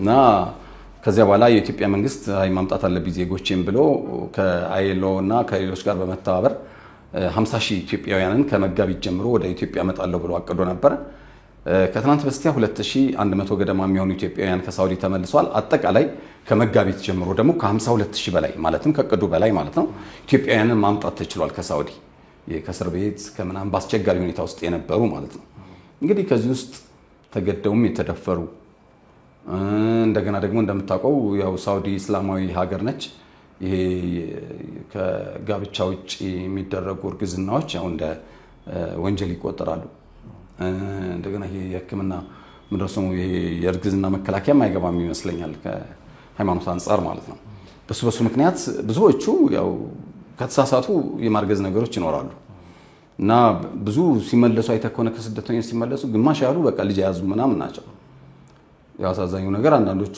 ተገደው የተደፈሩ አንዳንዶቹ ተታለው የተደፈሩ አንዳንዶቹ በተለያየ ምክንያት እዛውም ያሉ ኢትዮጵያውያን ጋር እንደ ባልና ሚስት ሆነው የወለዱ ግን አመታት ቆይተው ሲመጡ እጃቸው ላይ ምንም ብር የሌላቸው ኢትዮጵያውያን ናቸው እና ያው መተውም እዚህ አስቸጋሪ ነገር ላይ ነው የሚወርቁት ብዙ ጊዜ ያው የመንግስት ድጋፍ ያስፈልጋቸዋል ሲደረግም እናያለን አሰልጥነዋቸው በስፌት በፀጉር ስራ በተለያየ ነገር በማሰልጠን ወደ ስራ እንዲገቡ በመንግስት በኩል የሚደረጉ ጥረቶችንም እናያለን በርግጥ አንዳንዶቹ እንደመጡ ወዲያውኑ እንደገና መልሰው ወይ በህግ ወጥ ሁሉ ያንን ሁሉ ስቃይ አይተው መተው እኮ እንደገና በህግ ወጥ መልሰው ሲሄዱ የሚያዙ እኮ አሉ እኔ ይገርመኛል በጣም እና ለማንኛውም ግን ያው ጥሩ ነው በመንግስት በኩል የተሰራው ስራ 50,000 ለማምጣት ታስቦ 52,000 ገደማ ማምጣት ተችሏል እንግዲህ አብዛኞቹ እንዳልነው በድንበር አካባቢ በየመን በመናም በህገወጥ መንገድ አቋርጠው የገቡና ለችግር ተዳርገው የነበሩ ናቸው ቢሆንም ግን ያው መንግስት እኔ ላኳቸው አይደሉም በህጋዊ መንገድ እኔ ላኳቸው አይደለም ብሎ አልተወም ዜጎቹ ለማምጣት ጥረት ተደርጓል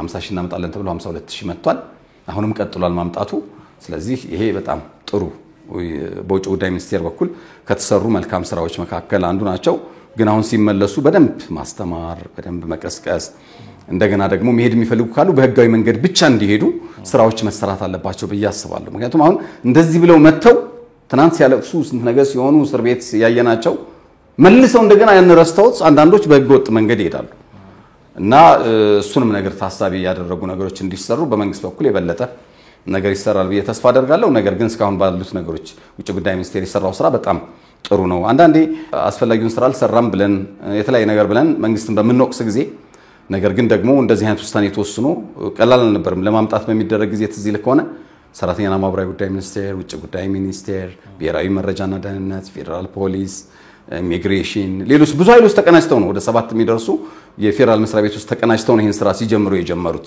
ምክንያቱም በአንድ አካል ብቻ የሚሰራ አልነበረም ያይሎ ዓለም አቀፍ የሥራ ድርጅት ሌሎችም ስደተኞችና ከስደት ተመላሾች ሌሎችም አግዘው በበጀት ጭምር የመጣ ነው አንዳንዱ የኢትዮጵያ አየር መንገድ ጭምር ዋጋ እየቀነሰ ሁሉ ዜጎችን ለማገዝ ማለት ነው ሁሉም አካላት ተባብረው ጭምር ያደረጉት ስለሆነ አሁን መልሰው ዜጎች እንደገና ፍልሰት ውስጥ እንዳይገቡና ሜድም ካለ በህጋዊ መንገድ እንዲሄድ በመንግስት በኩል ብዙ ነገሮች መሰራት ይኖርባቸዋል ነገር ግን ደግሞ ጥሩ ነገር ሲሰራም ደግሞ እንደዚህ መተን ጥሩ ነው ይሄ ብለን መናገር ያለብንን ጥሩ ነገሩን ማንሳት አለብን ብዬ ነው ለዛሬ እንግዲህ ይመስላል አጀንዳዎቻችን በጣም እናመሰግናለን ክቡራን ተመልካቾቻችን የነበሩን ሐሳቦች እነዚህ ነበሩ እንግዲህ ከዓለም እስከ ሀገር አቀፍ ጉዳዮችን የተለያዩ ሐሳቦችን አንስተናል እንደምታውቁት በተለይ ያነሳ ነው የሀገር ሰላም ጉዳይ በጣም ወሳኝ እንደሆነ እናስባለን እንግዲህ ከተለያዩ ቦታዎች የሚሰሙ የሰላም ማጣቶች እንዳሉ ደግሞ በየጊዜው የምናየው ነገር ነው የሚሆነው ለሀገራችንም ለዓለማችንም ሰላም እንዲሆን እንመኛለን በቀጣይ ፕሮግራም እንገናኛለን ብሬክ እንደምናነሳው አዲስ ፕሮግራሞችን ከትንታኔ ጋር በተያያዙ ያሉ ጉዳዮችንም እንዲሁም ሌሎችንም ጉዳዮቻችንን ወደ እናንተ የምናደርስ ነው የሚሆነው አብራችሁን ስለነበራችሁ አብራችሁንም ስለምትሆኑ እናመሰግናለን ሰላም